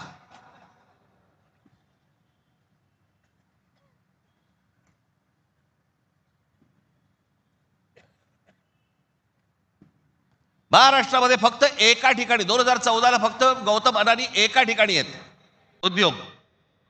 2025ला बघा.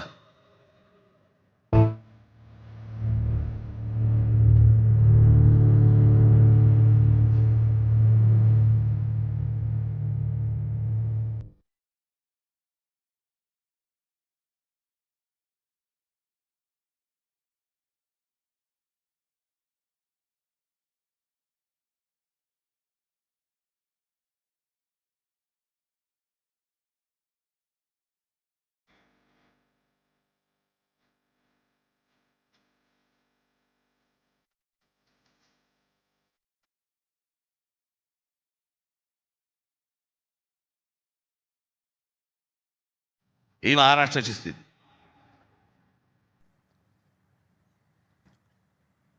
आणि मी जे सतत सांगतो ना, हा जो MMR रिजन मुंबई, या मुंबईवरती मी आता फक्त तुम्हाला वाचून दाखवणार आहे. या फक्त MMR रिजन मध्ये काय फक्त केलंय तेवढं फक्त बघून घ्या. मुंबई महानगर क्षेत्रात अदानी 29 जून 2018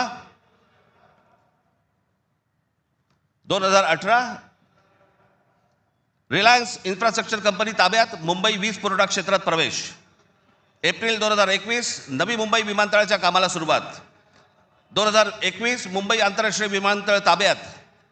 अंधेरी पश्चिम येथील RTOची जमीन अदानी यांना 5,000 कोटींना. ऐरोली इथे डेटा सेंटरसाठी 92 एकर जमीन 1,500 कोटींमध्ये. धारावी पुनर्विकास प्रकल्प अदानींना. महाराष्ट्रात स्मार्ट वीज मीटर बसवण्यासाठी 13,888 कोटींचं कंत्राट. भांडूप कल्याण इथे मीटर्स बसवली जाणार. मुंबई आणि नवी मुंबईत हायर स्केल डेटा सेंटर सुरू करण्यासाठी महाराष्ट्र सरकारशी 50,000 कोटींचा सामंजस्य करार. मेट्रो मोनोरेल यांना अदानींचा वीज पुरवठा. सांताक्रूज आणि विलेपार्ले परिसरात केंद्र सरकारच्या विमानतळ आणि संरक्षण दलाच्या जागांवरती 80,000 झोपडपट्ट्यांचा विकास अदानी करणार. पनवेलमध्ये टॉवर्स सेमी कंडक्टर कंपनी आणि अदानी समूह यांच्या प्रकल्पाला महाराष्ट्र सरकारची मान्यता. $10 अब्ज गुंतवणुकीचा अंदाज. धारावी पुनर्विकास प्रकल्पासाठी देवनारमध्ये 124 एकर जमीन.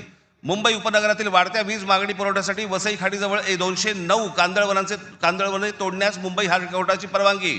गौतम अदानी यांची तारापूर अणुऊर्जा प्रकल्पाला भेट. पुढच्या 10 महिन्यात खासगी कंपन्यांना अणुऊर्जा क्षेत्रात घेण्याची परवानगी देणारे विधेयक संसदेत मंजूर. रायगड जिल्ह्यातील आंबा नदीकाठी असलेल्या जेट्टी प्रकल्पासाठी 192 कोटीची गुंतवणूक. पनवेलमध्ये 1,000 एकर्समध्ये 10,000 कोटींचा रहिवासी प्रकल्प. मुंबईला वीज पुरवठा करण्यासाठी 1,660 कोटींचं काम.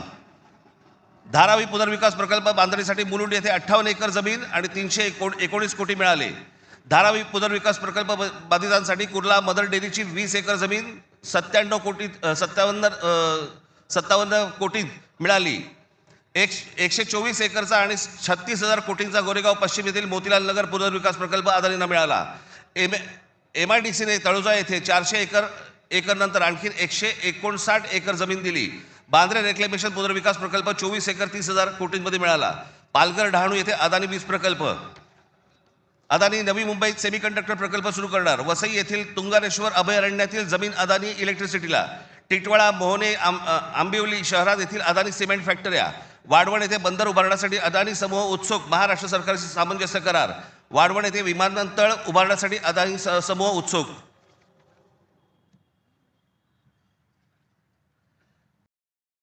हे मी तुम्हाला सांगतोय ना, हे कशा प्रकारे तुम्हाला आवडलं जातंय याचा काही आपल्याला अंदाज, आपल्याला कळतंय हे काय चाललंय.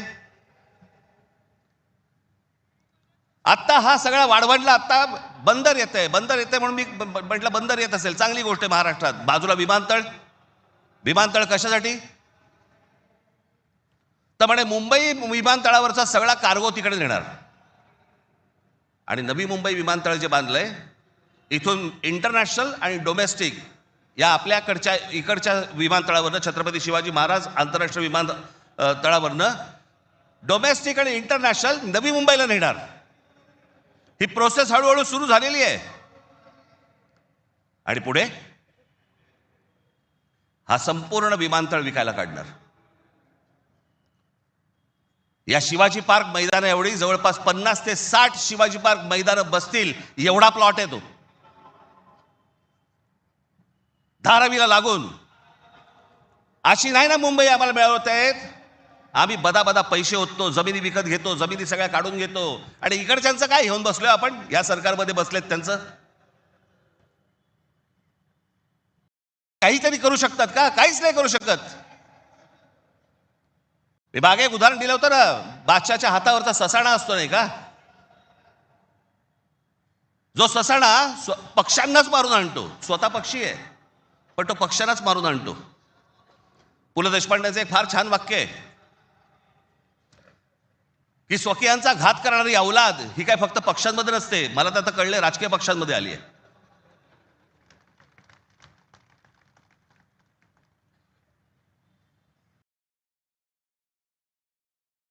डोक्यात गेली सत्ता, डोक्यात.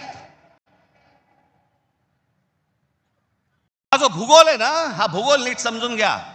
हे वाढवण बंदरापासून तिकडे वरती जे आहे ना, त्याला लगेच लागून गुजरात आहे. यांचं पहिल्यापासूनचं डोक्यामध्ये जे होतं ना की मुंबई गुजरातला न्यायची. मग मुंबई गुजरातला न्यायची असेल तर काय करायला लागेल? पालघर जिल्हा ताब्यात घ्यायला लागेल, ठाणे जिल्ह्याचा भाग ताब्यात घ्यायला लागेल, या MMR रिजनचा भाग ताब्यात घ्यायला लागेल, तर मुंबईपर्यंत पोहोचता येईल. माणसं पहिली बदा तिकडे टाका, त्यांचे मतदारसंघ फोडा, मराठी माणसांना फोडा, हे मतदारसंघ ताब्यात घ्या आणि त्याच्यानंतर सांगा, अरे खासदार तर आमचाच, आमदार तर आमचाच, नगरसेवक पण आमचाच, महानगरपालिकाही आमच्या हातात. हे सगळं करून मुंबई गुजरातला कशी जोडता येईल याच्यासाठीचे हे सगळे लॉंग टर्म प्लॅन्स सगळे सुरू आहेत. आणि आम्ही बेसावत. आमच्यामध्ये जातीपातीमध्ये भांडणं लावली जात आहेत. हा मराठा, हा OBC, हा अजून कोणी. एकदा मुंबई हातातनं गेली ना बाबांनो, महाराष्ट्र झारखंडपेक्षा काही वेगळा करणार नाहीत. हे मुंबई ही तुमची राजधानी आहे, मुंबई ही तुमची ताकद आहे.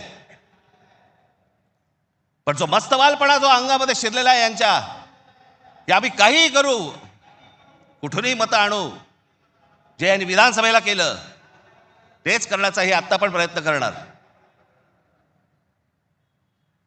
आमच्यावरती भ्रष्टाचाराचे आरोप करतायत. काय बोलताय काय तुम्ही?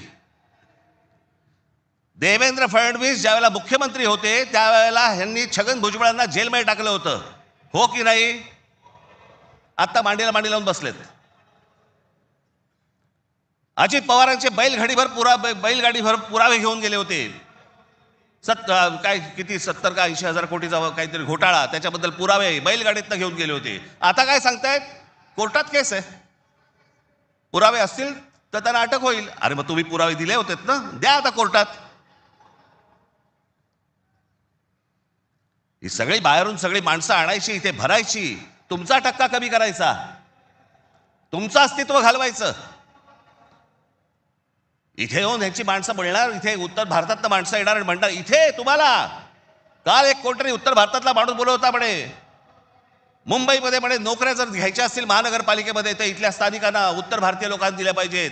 हे बाहेरून येणारे म्हणे कोल्हापूर, सातारा, सांगलीवरनं येणारी माणसं हे बाहेरच्या लोकांना द्यायची नाहीत म्हणून. बाहेरची लोक म्हणजे आमच्या सातारा, कोल्हापूर, सांगलीमधनं येणारी आता हे बाहेरची लोक झाली आणि हे आतले.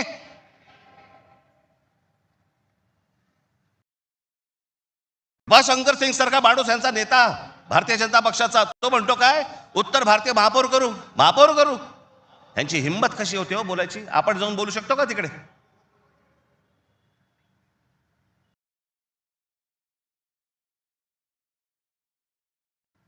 याचं कारण तुम्ही एकत्र येऊच नाही याच्यासाठीचा बंदोबस्त यांनी केलेला आहे. माणसं म्हणून काय करायचं?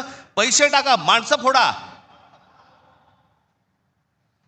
यांचं मुंबईवरचं लक्ष उडालं पाहिजे, महाराष्ट्रावरचं लक्ष उडालं पाहिजे. हे मराठी म्हणून कधी एकत्र येताच कामा नयेत. आणि मग आपल्याला जे साध्य करायचंय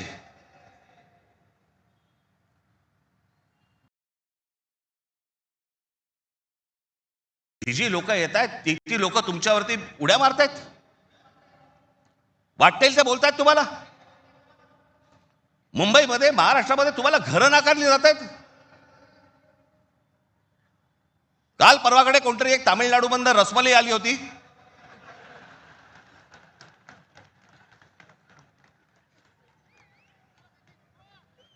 तो सांगतो मुंबईचा आणि म्हणजे महाराष्ट्राचा संबंध काय? भडव्या, तुझा काय संबंध आहे इथे याचा?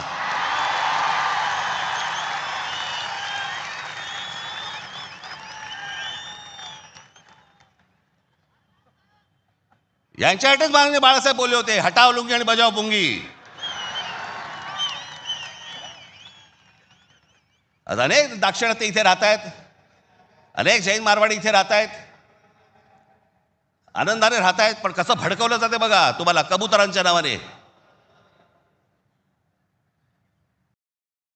कबूतर राहिली बाजूला, पण हे सत्ताधारी जे फडफडत आहेत ना, हा त्यांचा प्रश्न आहे. काल परवाची गोष्ट, इथे मुंबईमध्ये एक जैन मराठी वादावरती पडदा टाकण्यासाठी म्हणून एक बैठक झाली. ही बातमी फक्त नवाकाळला आली होती. त्यांचे कोणतरी एक जैन मुली निलेश चंद्र आहेत, निलेश चंद्र. बघा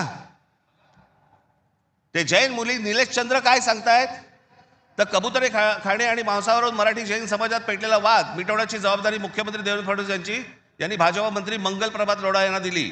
मात्र मंगल प्रभात लोढा यांनी हा वाद मिटवला नाही, तर ह्या समाजामध्ये जास्तीत जास्त भांडणं कशी लागतील हे पाहिलं. म्हणजे मराठी माणसापासून गुजराती बाजूला करायचे, आता ही लुंगी अंडी इकडनं तामिळ बाजूला करायचे, अजून कोणतरी युपीमधनं बोलवायचा त्याच्यात अजून ते बाजूला करायचे. तुम्हाला या महाराष्ट्रामध्ये, मुंबईमध्ये एकट्यात पाडायचं. एकटे असलो तरी काफी होत.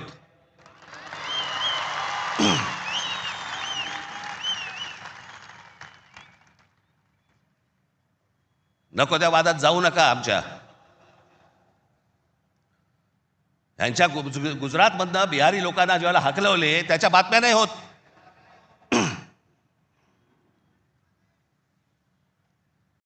ज्याने बिहारी लोकांना तिकडनं हाकलवले, जवळपास 10 का 20 हजार लोकांना हाकलवून दिले बिहारमधनं, भारतीय जनता पक्षाने त्याला तिकीट दिलं, निवडणुकीचं तिकीट दिलं. आणि हे वाद फक्त तुमच्यासाठी, आमच्यासाठी इथे फक्त करून ठेवतायत.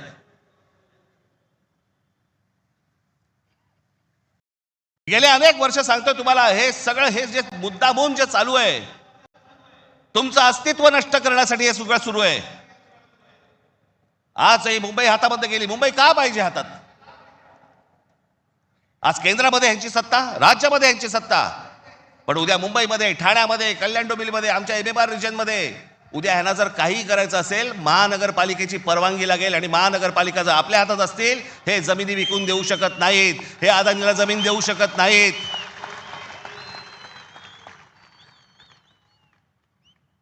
ही गोष्ट ते करूच शकत नाहीत. हा धोका काय होता ना बाबांनो, मी फक्त वेळ कमी आहे, परंतु मी आपल्याला एक धोका, हा किती वर्षांपूर्वी आमच्या बाबासाहेब आंबेडकरांनी, आमच्या बाबासाहेबांनी मांडलेला तुम्हाला फक्त एक गोष्ट वाचून दाखवतो, जी मी 2008ला वाचून दाखवली होती. बाबासाहेबांनी काय त्यावेळेला मांडलं होतं हे तुम्हाला आज कळेल. मी काय सांगतोय तुम्हाला ते. उत्तर प्रदेश आणि बिहार यांच्यासारखी राज्य निर्माण करून हे बघा, हे पुस्तक आहे भाषिक राज्य पुनर्रचना मीमांसा. आपल्याला कुठे मिळालं तर आपण जरूर वाचा. उत्तर प्रदेश आणि बिहार यांच्यासारखी राज्य निर्माण करून राज्य पुनर्निर्माण मंडळाने केवळ तौलनिक विषमता निर्माण केली एवढेच नव्हे, तर उत्तर भारत आणि दक्षिण भारताचे 2 तट निर्माण केले.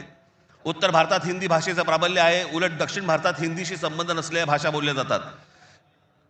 मला खरं तर आपल्याला सांगायचं आहे की युपीच्या आणि बिहारच्या लोकांनी पहिल्यांदा नीट समजून घ्या, बाबांनो, हिंदी ही तुमची पण भाषा नाही.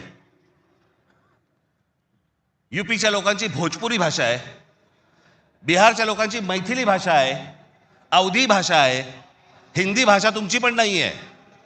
माझा कुठच्या भाषेवर राग नाही, परंतु तुम्ही आमच्यावरती लादणार असाल तर लाथच मारू. हिंदी भाषिकांची संख्या किती मोठी आहे याची बहुतेक कोणालाही दखल नाही. भारताच्या एकूण लोकसंख्येच्या 48% लोकसंख्या ही हिंदी भाषिक म्हणजे त्या भागाची आहे. माझ्याकडे घटना निर्मितीचे काम होते त्यावेळी एक गुपित घटना मी नमूद करू इच्छितो. अर्थात गुपित भंगाचा आरोप माझ्यावरती येणार नाही अशी अपेक्षा आहे. काँग्रेस पक्षाच्या एका बैठकीतील हे गुपित आहे. हिंदी ही राष्ट्रभाषा म्हणून स्वीकारण्यासंबंधी ही चर्चा होती. घटनेचे 115वे कलम राष्ट्रभाषेसंबंधी आहे. या कलमावरती जेवढी गरमागरम चर्चा व्हायला झाली तेवढी इतर कोणत्याही कलमावरती झाली नाही. प्रदीर्घ चर्चेनंतर हे कलम मातास टाकले आणि काय आश्चर्य, 78 विरुद्ध 78 असे मतदान झाले. कुठलाच निर्णय घेणे शक्य झाले नाही. या वस्तुस्थितीमुळे दक्षिण भारताचा उत्तर भारतावरती किती कटाक्ष आहे हे तुमच्या लक्षात येईल. उत्तर भारत संलग्न झाला आणि दक्षिण भारत विच्छिन्न राहिला आणि राजकारणात हिंदी व उत्तर भारताचे वर्चस्व असेच चालू राहिले तर परस्पर द्वेषभाव निर्माण झाला नाही तरच नवल. केंद्रीय सरकारात एका राज्याला दुसऱ्या राज्यावरती अशा आगंतुकपणे वर्चस्व चालू देणे धोक्याचे आहे. घटक राज्ये समतोलाची राखण्यास केंद्रीय शासनामध्ये काही तरतूद नसल्यामुळे नवनिर्मित बिजोड राज्यांमुळे 5 प्रदेशांखेरीज इतर राज्यात अविश्वास आणि असंतोष निर्माण होईल. सध्याच्या केंद्रीय शासन पद्धतीमुळे भारताच्या राजकारणात उत्तर प्रदेश इतर राज्याहून प्रबळ ठरेल ही भीती केवळ दक्षिण भारतीयांचीच नसून पंजाब, बंगाल व इतर राज्यांनी व्यक्त केलेली आहे. आणि ही भीती निराधार आहे असे कोणीही छातीरोखपणे सांगू शकत नाही. या भीतीचे निराकरण केले नाही आणि आत्ता विशेष उपाययोजना केली नाही तर ही भीती राष्ट्रीय ऐक्यास घातक ठरल्याशिवाय राहणार नाही. हे सत्य कोणी लपवू शकत नाही.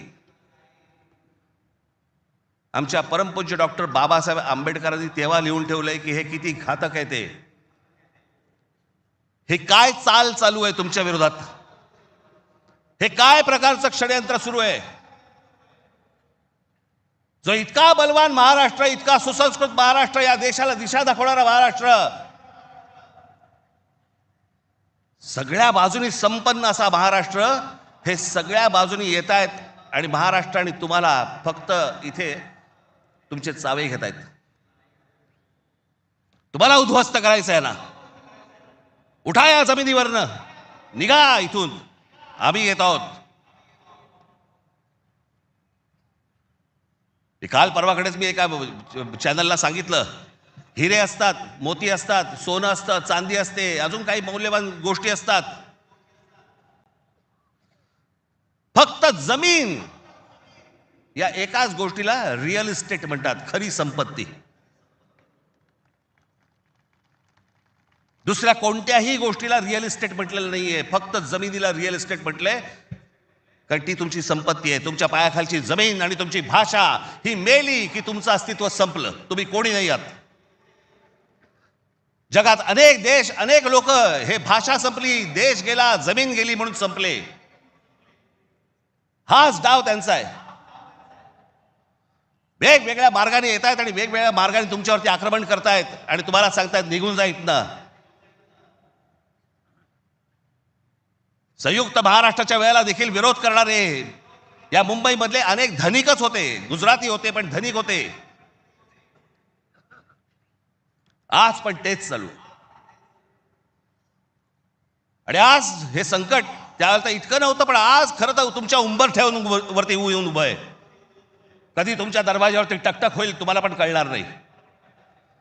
कधी तुम्हाला इथनं बाहेर काढतील तुम्हाला कळणार पण नाही. आज मुंबई, उद्या ठाणा, कल्याण डोंबिवली, सगळे सगळे भाग, उद्या पुणा, नाशिक, जे जे चांगलं आहे, आज कोकणपट्टी अख्खी रिकामी करतायत. जमिनीच्या जमिनी विकत घेतल्या जात आहेत. मी त्यावेळेला त्या बुलेट ट्रेनला विरोध केला होता. आजही माझा विरोधच आहे. कुठे चालली आहे बुलेट ट्रेन?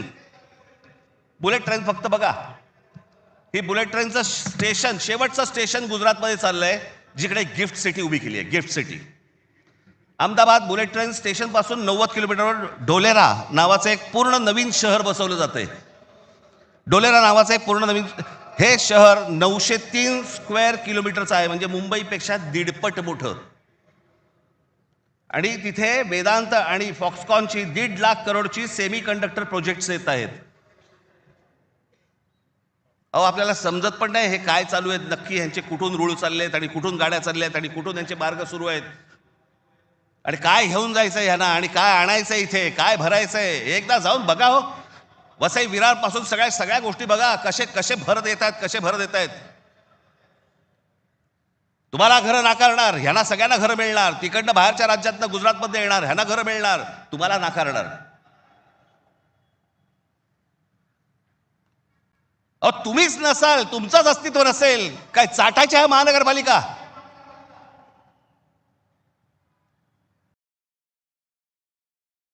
काय उपयोग आहे या गोष्टींचा? आम्ही भले आमच्या वचननाम्यामध्ये सांगितलेल्या अनेक गोष्टी आहेत, ज्या उत्तम करू, उत्तम शहर करू, चांगल्या गोष्टी करू. मला असं वाटतं उद्धव ठाकरे आपल्या भाषणामध्ये या गोष्टी सांगतीलच. अरे पण तुम्ही असायला पाहिजेत ना त्याच्यासाठी. तुमची काय किंमत करून ठेवली आहे लोकांनी? कोण महाराष्ट्रामधला मराठी माणूस पैसे फेकले की विकला जातो? ही आपली किंमत. आणि ही बोली लावणारे कोण? आमचेच. दुसऱ्यांच्या हातावरती बसून त्यांचा उद्देश साध्य करण्यासाठी आमचे लोक हे आमच्या लोकांना फोडतायत. काय दुर्दैव आहे बोला. या अशा परिस्थितीमध्ये ही आजची निवडणूक होते आहे. ही मराठी माणसासाठी शेवटची निवडणूक आहे. आज जर चुकलात, कायमचे मुकलात म्हणून समजा. आज जर तुमच्या हातातनं ही शहरं गेली, यांच्या हातामध्ये गेली, उद्या राजानं मारलं आणि पावसानं झोडलं, तक्रार कोणाकडे करायची?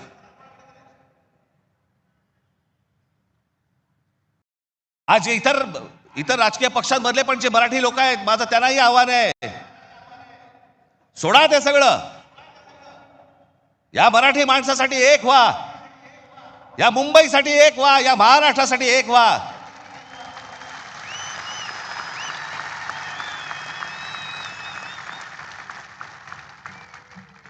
ज्या इतक्या वर्षांच्या परंपरेने, इतक्या लोकांच्या तपश्चर्याने ही मुंबई महाराष्ट्राला मिळाली. 107 आमचे हुतात्मे गेले. उद्या मुंबई गेली तर त्या पुतळ्यानंतर काय अर्थ उरतो? आणि पुतळे काय म्हणतील ते? आमचा मराठी माणूस बेसावध राहिला आणि म्हणून आम्ही मिळवलेली मुंबई आम्हाला गमवावी लागली. आज तुमच्या समोर ही सोन्यासारखी संधी आलेली आहे. आम्हाला सत्ता काय, सत्याचं काय करू? सत्तेशिवाय पण आज पण लाथा मारल्यात ना. अनेक अंगावर आले, त्यांना तुडवलेच ना. पण तुम्हाला ह्यांचा मास, या सगळ्या लोकांचा, सत्ताधाऱ्यांचा तुम्हाला उतरवायचा या निवडणुकीमध्ये. कुठेही बेसावध राहू नका. माझी आपल्याला सगळ्यांना एक फक्त सांगणं आहे, हे ईव्हीएम मशीनवरती लक्ष ठेवा. दुबार मतदार सकाळी 6 वाजता, मला जेवढे काय BLA नेमलेले आहेत, सकाळी 6 वाजता तिकडे सेंटरवरती पाहिजेत दोन्ही पक्षांचे. आणि दोन्ही पक्षातले जे सगळे लोक आहेत यांना फक्त मी एकच सांगतोय, बाबांनो, आता आपल्यातलं काही वाद नाही. आता खरी लढाई त्यांच्याशी आहे.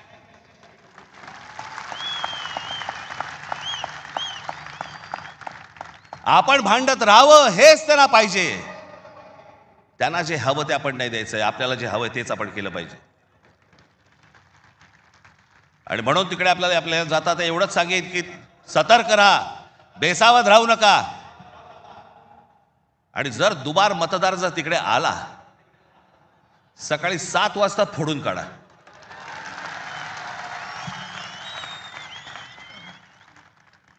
ही मुंबई राहावी, हे महाराष्ट्र राहावं, राज्य राहावं, हे मराठी माणसाच्या हातात राहावं, तुमच्या हक्काचं असावं, तुमचंच आहे ते. आणि मला असं वाटतं की जो लढा आजपर्यंत मराठा साम्राज्याने दिला, तो लढा आज सगळ्यांना, तुम्हाला, आम्हाला सगळ्यांना करायचा आहे. हा महाराष्ट्र वाचवायचा आहे, महाराष्ट्र समृद्ध करायचा आहे, ही आपली शहरं समृद्ध करायची आहेत, ही मुंबई आपल्याला वाचवायची आहे. ही मुंबई कदापि आपल्याला कुठेही गुजरातला घेऊन द्यायची नाही आहे. या सगळ्या गोष्टींसाठी आपण सगळेजण कामाला लागाल अशी एक आशा अपेक्षा बाळगतो आणि आपणा सर्वांची मी रजा घेतो. धन्यवाद. जय हिंद, जय महाराष्ट्र. धन्यवाद राजसाहेब. आणि यानंतर मी विनंती करतो शिवसेना पक्षप्रमुख आदरणीय उद्धवसाहेब ठाकरे यांना, त्यांनी या सभेला मार्गदर्शन करावं.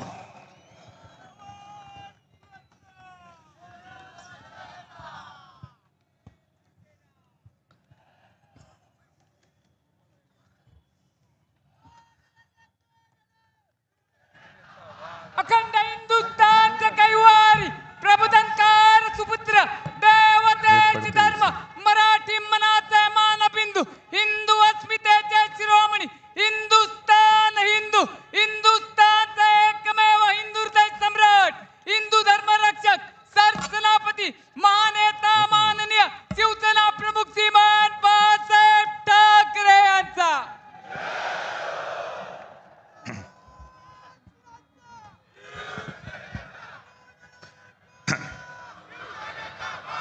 महाराष्ट्र नवनिर्माण सेनेचे अध्यक्ष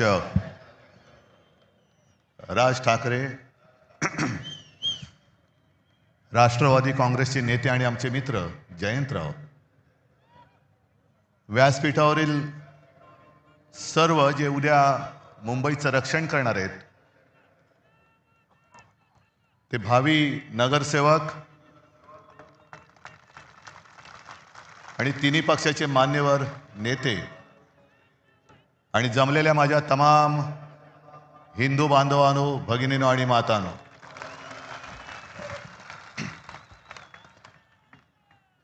आता या पहिल्या वाक्यापासूनच उद्या चर्चा सुरू होईल की राज मराठी बांधवांनो, भगिनीनो आणि मातांनो म्हणाले आणि उद्धव ठाकरे हिंदू बांधवांनो, भगिनीनो, मातांनो म्हणाले.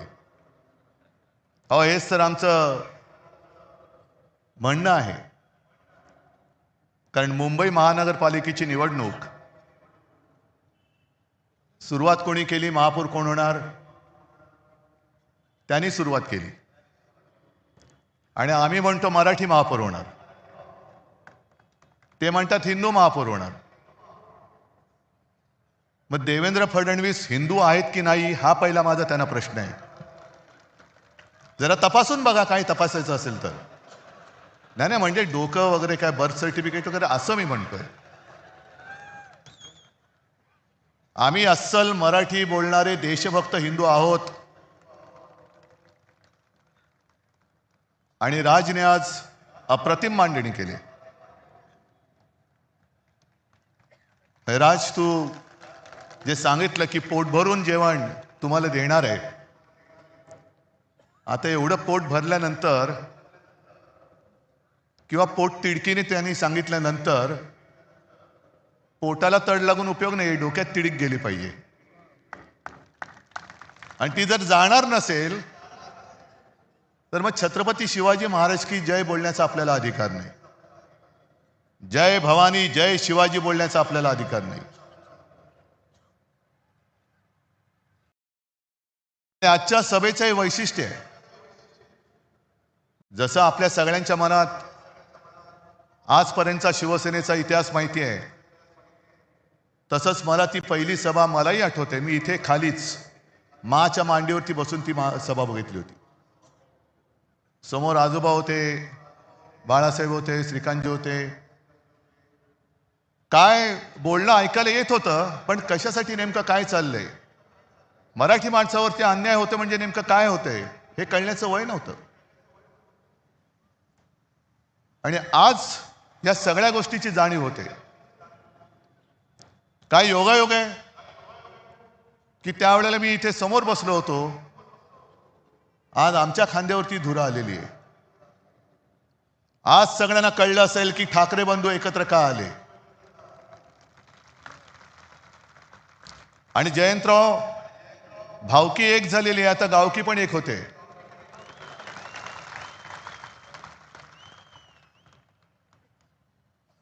अनेक जण आतापर्यंत प्रश्न विचारत होते की ठाकरेंच्या अस्तित्वाची लढाई आहे का?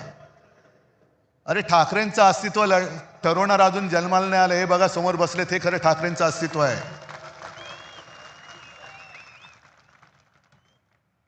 ही सगळी लाचार माकडं ही कधी वाघ नाही बनू शकत. आणि आत्ता तुमच्या लक्षात आलं असेल की शिवसेना संपवण्यामागचा यांचा डाव काय होता का?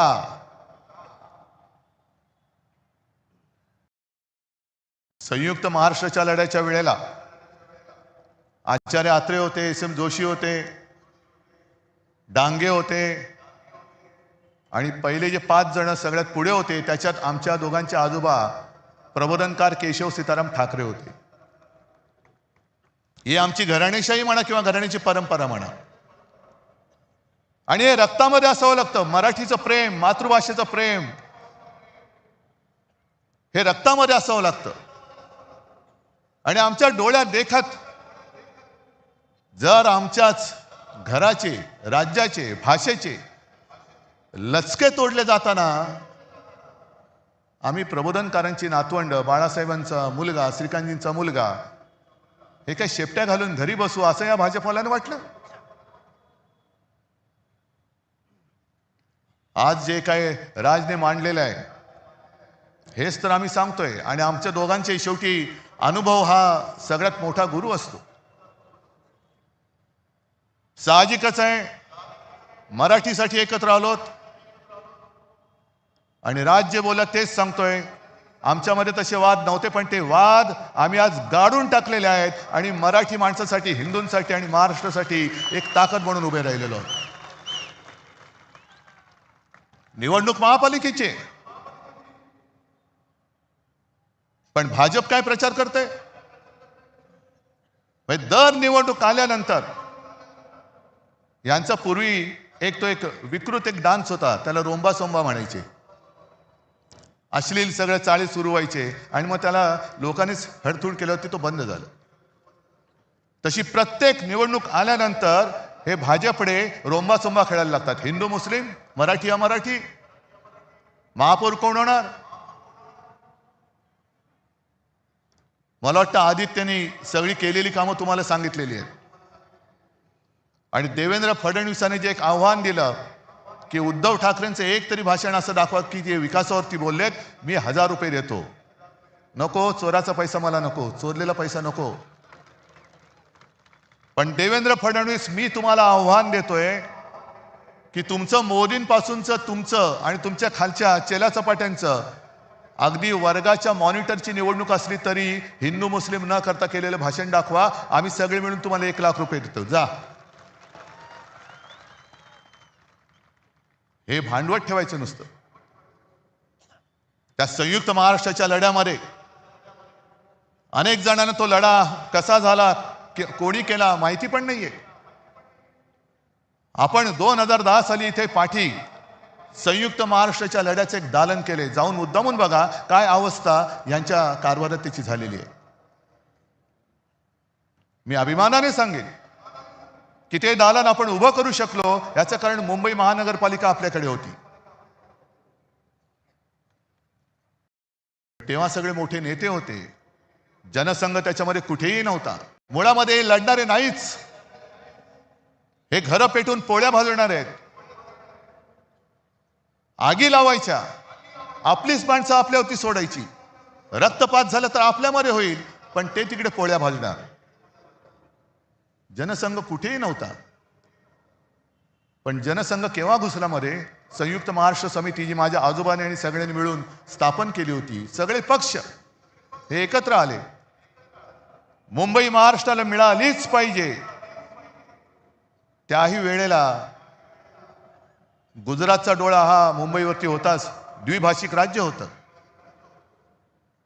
आणि तुम्ही हिंदू हिंदू जे म्हणता ना, त्यावेळेला मोरारजी देसाई नावाचा नरराक्षस जो गुजरातमध्ये जन्माला होता, तोच नरराक्षस मुख्यमंत्री होता. आणि त्यांनी दिसताच क्षणी गोळ्या घाला, गोळ्या ही माणसं मारण्यासाठी दिलेली आहेत, त्याचा योग्य वापर करा हे आदेश देणारा मोरारजी देसाई हा हिंदूच होता. मरणारी मराठी माणसं होती. पण एक गोष्ट तुम्हाला मुद्दामून सांगतो की जनसंघ त्याच्यामध्ये कुठेही, म्हणजे गोळीला तुम्ही, पोळीला आम्ही, पण त्या सगळ्या लढ्यामध्ये अण्णाभाऊ साठे होते. तसाच एक शाहीर अमर शेख हा महाराष्ट्रप्रेमी मुसलमान सुद्धा होता आणि तो ठणकावून सांगायचा, जागा मराठा आम जमाना बदलेगा. आणि त्यांचं पुढचं वाक्य जे आहे, दो कौडी के मोल मराठा बिकने को तैयार नहीं. तो शिल्लक राहिलाय का आज मराठी माणूस? दो कौडी के मोल मराठा बिकने को तैयार नहीं, हे छाती ठोकपणे दिल्लीश्वरांना ठणकावून सांगणारा अमर शेख. अहो मेवा भाऊ, तुम्ही आम्हाला काय शिकवताय? हे सगळं अदानीकरण चाललेलं आहे. आमची मुंबादेवीच्या नावावरून तिचं नाव आम्ही मुंबई ठेवलं. मला आता भीती वाटते. म्हणजे भीती तर वाटत नाही, कारण तुम्ही एवढे म्हटल्यानंतर त्यांना भीती वाटली पाहिजे की मुंबईचं परत बॉम्बे करण्याचा त्यांच्या मनामध्ये डाव आहे का. आणि तो अण्णा मला याला, त्याला मला खास धन्यवाद द्यायचे. का धन्यवाद? कारण तो नकळत बोलून गेला. भाजपच्या मनातलं जे काळं आहे तो ते बोलून गेलेला आहे. असंच ज्या वेळेला लोकसभेच्या सुमारास त्यांनी जो नारा दिला होता, अब की बार 400 पार, मी म्हटलं होतं अब की बार तडीपार. आणि त्यांच्याच खासदारांनी बिंग फोडलं होतं की 400 पार का? कारण आम्हाला संविधान बदलायचंय. संविधान का बदलायचंय? तर एका साध्या मराठी माणसाने लिहिलेलं ते संविधान, यानं तर देवाने पाठवले. पण एक सारा माणूस संविधान लिहितो आणि त्या संविधानाच्या आधारावरती देश चालतो, असं काय शक्य आहे? आज ही सगळी परिस्थिती तुम्हाला दाखवल्यानंतर मी जिथे जातोय, ज्या महापालिका बघतोय, रिपोर्ट घेतोय, सगळीकडे एकच हालत आहे. आपली ही सोन्यासारखी मुंबई, ज्याच्या ठेवी आपण 92,000 कोटीपर्यंत नेल्या होत्या, त्या यांनी 70,000 कोटीपर्यंत तोडलेल्या आहेत. आज आपण हे सगळं प्रदूषण बघतोय. हे नुसतं प्रदूषण नाही, हवेचं प्रदूषण नाही, हे भ्रष्टाचाराचं प्रदूषण आहे. जवळपास 3 लाख कोटींचा घोटाळा या दळबद्री भाजप आणि त्यांच्या या लाचार गद्दार सरकारने करून ठेवलेले, आपल्या डोक्यावरती मारलेले आहे. ही निवडणूक स्पष्ट आहे. आम्हाला महापालिका पाहिजे. का पाहिजे हे आम्ही दोघं सांगतोय. भाजपला का पाहिजे? कारण ती त्यांना अदानीच्या हातात घालायची. हा एक मुद्दा झाल्यानंतर 25 वर्षामध्ये शिवसेनेने केलेली कामं आणि गेल्या फक्त 4 वर्षामध्ये यांनी धुवून टाकलेली मुंबई, हे फक्त समोर ठेवा. आणि ज्यांना मराठीबद्दल प्रेम तर सगळ्यांना आहेच, पण जो असाच एक मतदार आहे त्यांनी प्रश्न विचारायला पाहिजे की हे खरं आहे की हे खरं आहे. आज संपूर्ण मुंबई 90% खोदून ठेवलेली आहे. म्हणजे एक ते पर्यावरण तज्ञ आहेत, केस भट मला वाटतं त्यांचं नाव, त्यांनी सांगितलं दिल्ली ही व्हेंटिलेटरवर आहे, तर मुंबई ही ICU मध्ये आहे. उद्या आपण जगायचं कसं हे ठरवणारी ही निवडणूक आहे. आणि ही जी काय 90% मुंबई खोदलेली आहे, इकडून मेट्रो, तिकडून मेट्रो, इकडून बोगदा, तिकडून रस्ता खोदलाय, तिकडे फुटपाथ खोदलाय, चालायला जागा नाही, फिरायला जागा नाही. संपूर्ण मुंबईमध्ये धूळ आणि सिमेंटचं साम्राज्य आहे. पण त्याच्या प्रदूषणात सुद्धा भ्रष्टाचार आहे. कारण या सर्व कामांसाठी जे सिमेंट वापरलं जातंय त्यातलं 50 ते 60% सिमेंट हे अदानीच्या कंपनीकडनं खरेदी केलं जातंय. तुम्ही बसा मांडत, हिंदू मुस्लिम महापौर कोण होणार, हा होणार का तो होणार, तो होणार का हा होणार. मराठी माणसाने केवळ घाम गाळून ही मुंबई नाही मिळवली, तर रक्त सांडून मिळवलेली मुंबई. आणि आज ते मोठे कोणी नेते राहिलेले नाहीयेत. पण आमची घराण्याची परंपरा म्हणून, एक आमचं कर्तव्य म्हणून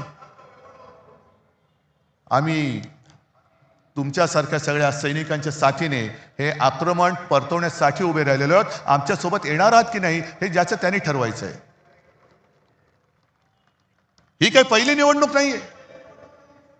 शिवसेनेला आता यावर्षी 60 वर्ष होतील. अनेक निवडणुका आल्या आणि अनेक निवडणुका झाल्या. काही शिवसेना जिंकली, काही शिवसेना हरली. भारतीय जनता पक्षाबरोबर युती झाली, हिंदुत्वासाठी केली. आणि याच व्यासपीठावरती तोही काळ आठवते, तीही मीटिंग मला आठवते, ज्या मीटिंगमध्ये शिवसेना प्रमुख जॉर्ज फर्नांडिस आणि पवार साहेब होते. युत्या होतात, आघाड्या होतात, मतभेद होतात, लोक दूर जातात. आता नितीश कुमारचं उदाहरण बघितल्यानंतर मला भारतीय जनता पक्षाला हेच प्रश्न विचारायचे आहेत की तुम्हाला हिंदुत्ववादी असलेली शिवसेना का नको, याचं उत्तर आज आम्हाला मिळते. तुम्हाला मुफ्ती मेहबूबा मुफ्ती चालते. संघ मुक्त भारत म्हणजे संघ नको म्हणणारा नितीश कुमार चालतो. मोदींना अतिरेकी म्हणणारे चंद्रबाबू चालतात. पण शिवसेना नको. याचं कारण, जोपर्यंत शिवसेना आहे तोपर्यंत तुम्हाला मुंबईचा घास गिळता येणार नाही हे फक्त माहिती आहे, म्हणून तुम्हाला शिवसेना नकोय. कारण आघाड्या तुटतात मी म्हटलं ना, पण पक्ष संपवण्याचा हा विकृतपणा हा शिवसेनेबरोबर त्यांनी पहिल्यांदा केलेला आहे. आणि महाराष्ट्राच्या ज्या दोन शक्ती, अरे तुमचा कुठला बँडवाले आहात तुम्ही, नुसता मोदींचे बँडवाले तुम्ही, आमचा ब्रँड संपवला निघालात. आज ठाकरे तर आम्ही आहोत, एकच आहोत, पण पवार साहेब सुद्धा आमच्या सोबत आहेत. ज्या पवार साहेबांनी देशामध्ये सुद्धा एक मोठं काम केलेलं आहे, म्हणून ही दोन नावं पुसून टाकायची. हे एकदा संपले का मराठी माणूस उभाच राहू शकत नाही. पण त्यांना अजून कळलेलं नाहीये, मराठी माणूस सहनशील आहे, दयावान आहे. पण कोण जर का अंगावर आला तर शिवसेना प्रमुखांची शिकवण आम्हाला आहे, एक तर कोणावरती वार करू नका, पण जर अंगावर कोण हात उगारला तर तो हात जागेवर ठेवू नका. आम्ही कोणाला घाबरवण्यासाठी युती केलेली नाहीये. आम्ही कोणाचं काही हिसकावून घेण्यासाठी युती केलेली नाहीये. पण आमच्याच घरामध्ये येऊन जे दादागिरी करतायत त्यांच्या विरुद्ध आम्ही आवाज नाही उठवायचा तर काय लेंड्या टाकायच्या. आणि मला एक मराठी माणूस असा दाखवा की जो परराज्यात जाऊन ह्यांचे जे पोपटलाल आहेत त्यांच्यासारखा दादागिरी करतोय. एक माणूस दाखवा, उभा चिरून टाकतील त्याला. पण मराठी माणसाला जो एक काही दुहीचा शाप आहे, हे शिवतीर्थ आहे.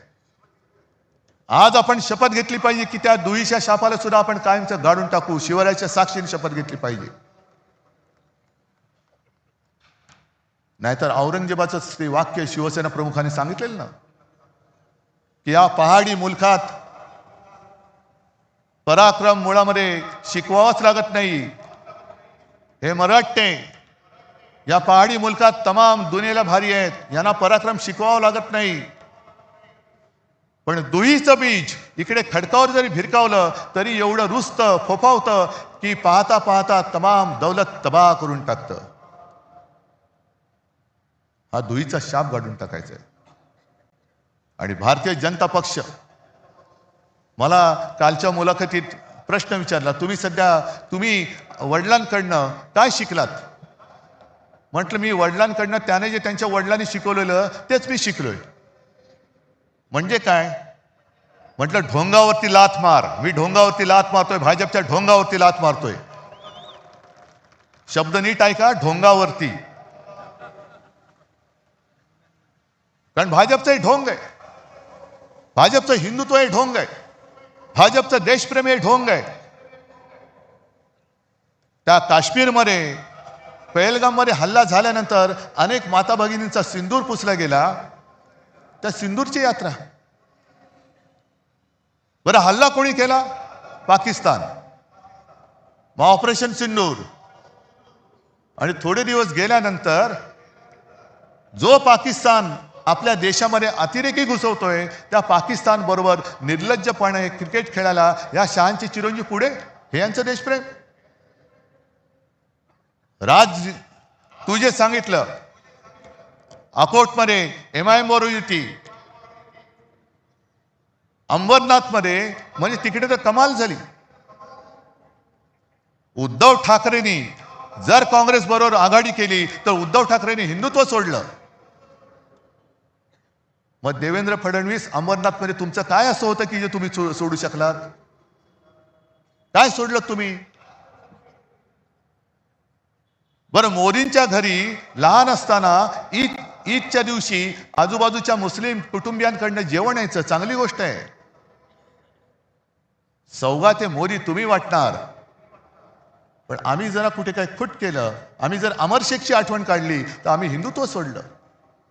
काँग्रेस बरोबर हात मिळवला, आम्ही हिंदुत्व सोडलं. म्हणजे भाजप काय करतंय ते अमर प्रेम, आणि आम्ही केलं तर लव जिहाद. हे ढोंग आहे. आणि काल मी संभाजीनगरला गेलो होतो. मला हिंदू मुस्लिम किंवा या जातीपातीच्या राजकारणात ही निवडणूक न्यायची नाहीये. माझं आज सुद्धा देवेंद्र फडणवीसांना दुसरं एक आव्हान आहे की तुम्ही आज माझ्या व्यासपीठावरती या, आपण दोघं मिळून, माझी पण गरज नाही पाहिजे, आदित्यला सांगतो, मुद्द्याचं बोला.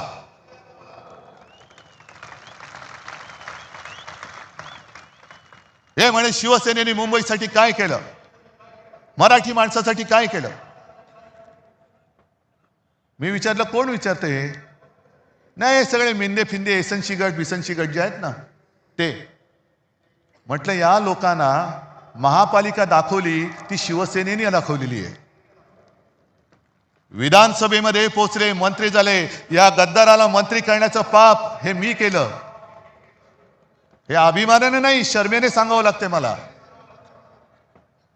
पण जर का शिवसेना नसती तर ही विचारणारी माणसं आहेत, ही सगळी गद्दार, ही तर काय खान नाही येत, नाही मराठीच आहेत ना.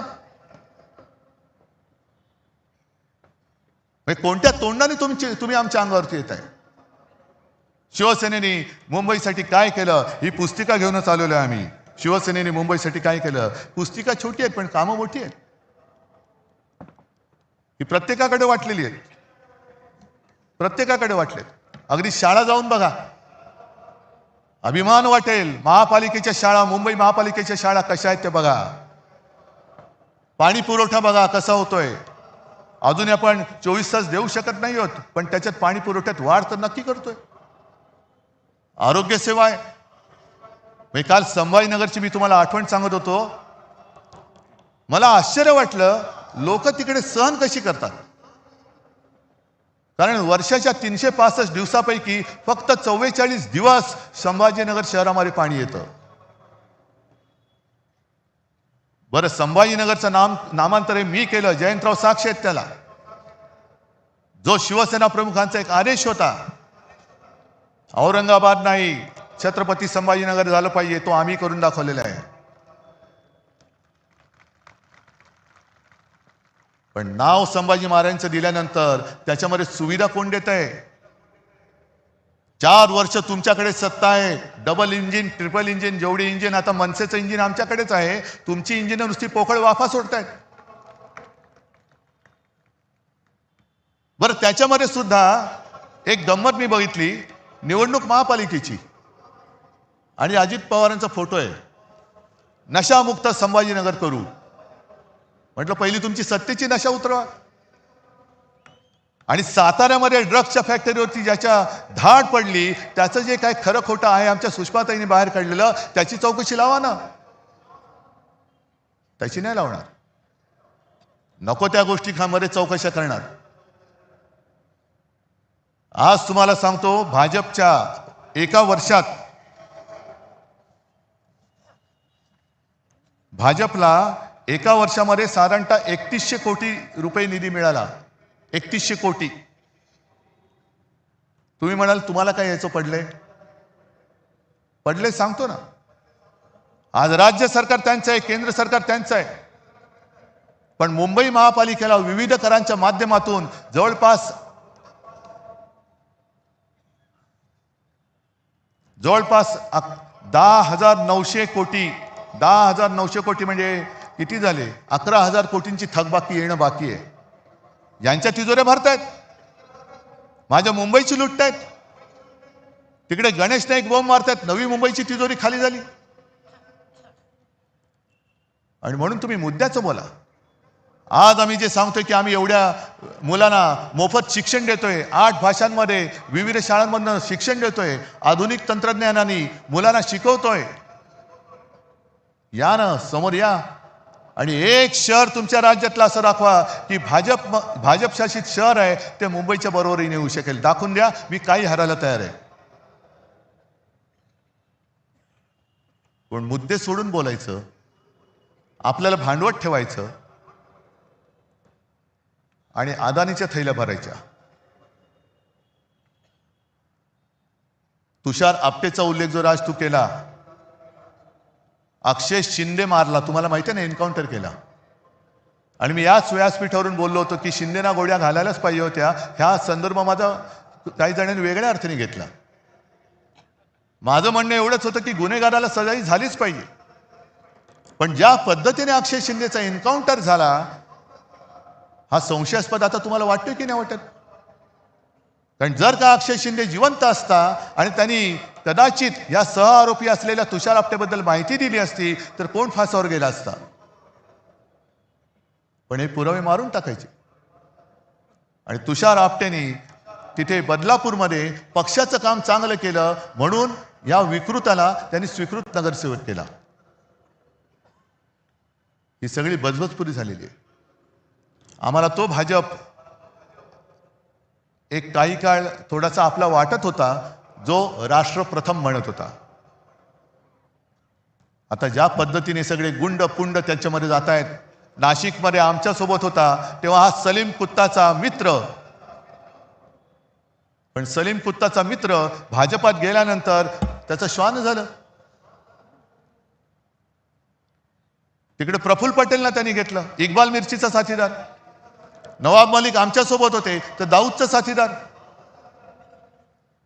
आणि अजित पवारांबद्दल माझं स्पष्ट म्हणणं आहे देवेंद्र फडणवीसांना की 70,000 कोटीचे घोटाळ्याचे आरोप तुम्ही आणि मोदीजींनी त्यांच्यावरती केले. ढीगभर पुरावे तुम्ही नेऊन दिले. आता जर का केस चालू आहे असं तुम्ही म्हणताय तर पुरावे तुम्ही दिलेत, ते आता पुरावे की जाळावे कोर्टाने एवढं सांगा. आणि त्या पुराव्यामध्ये दम असेल, कारण तुम्हाला माहिती आहे तुम्ही पुरावे दिलेत,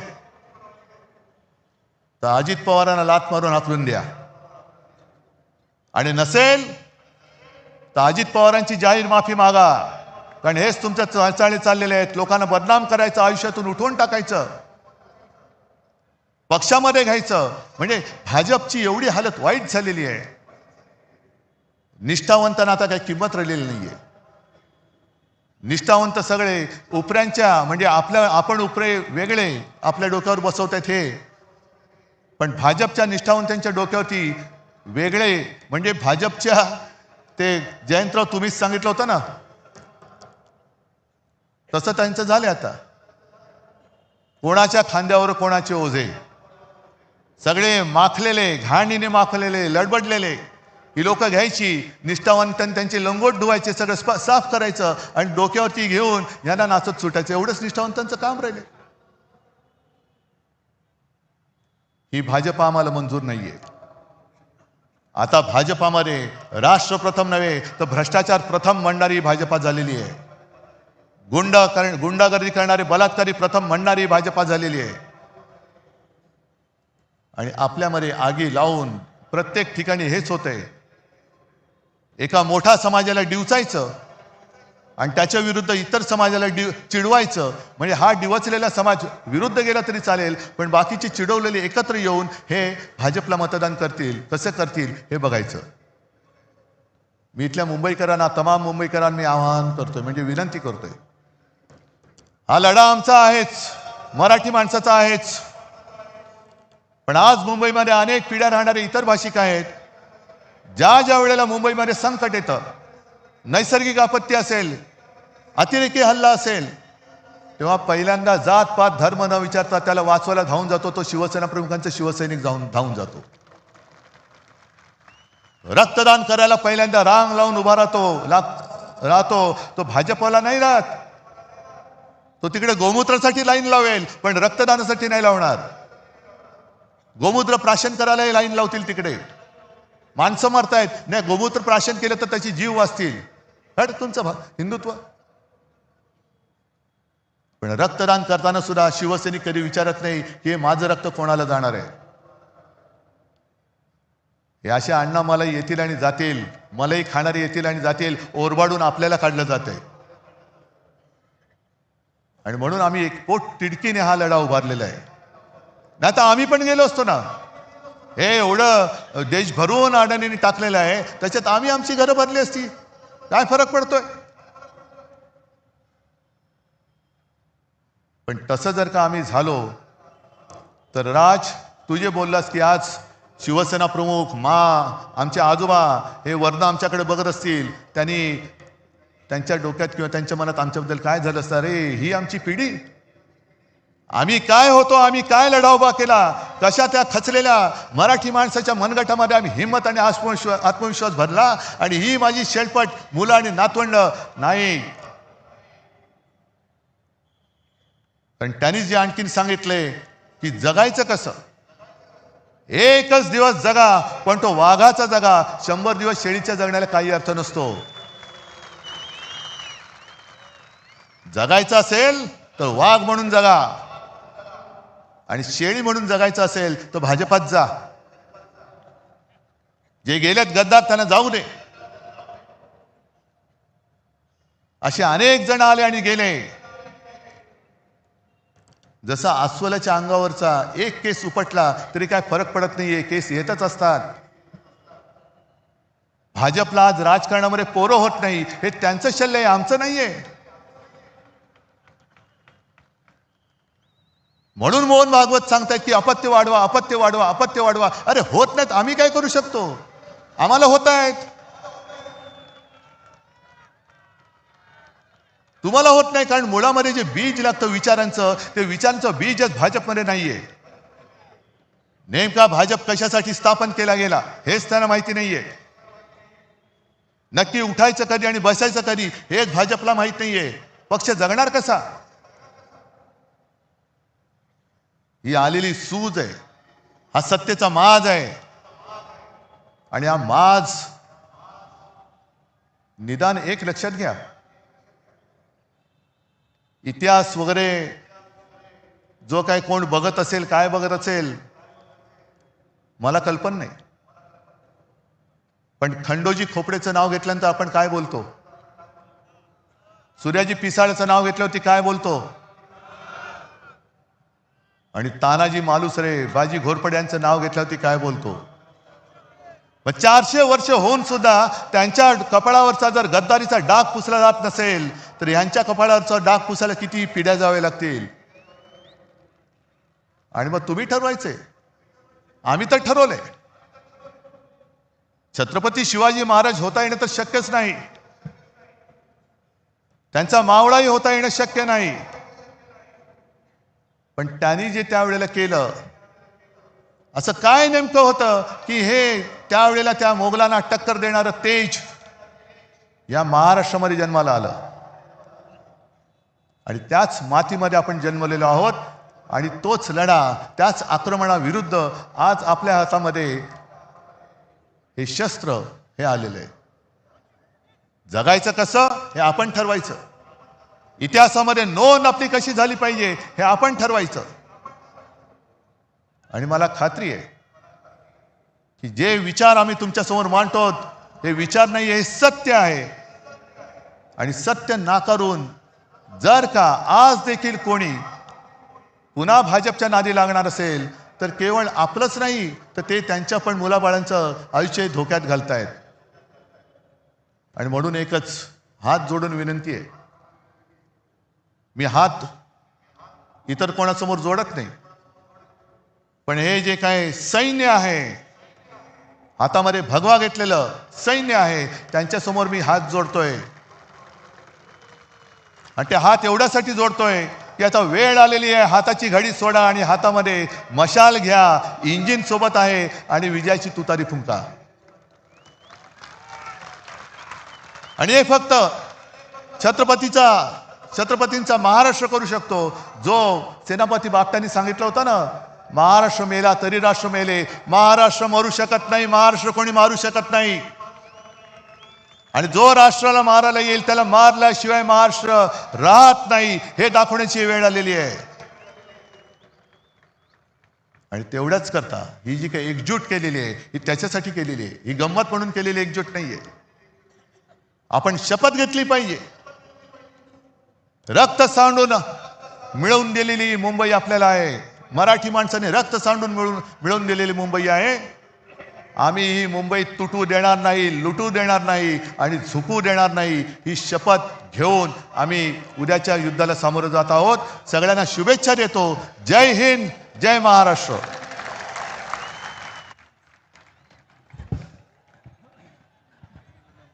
धन्यवाद साहेब. या सभेची सांगता राष्ट्रगीताने होणार आहे. आपणा सर्वांना विनंती आहे, आपण राष्ट्रगीतासाठी उभं राहावं.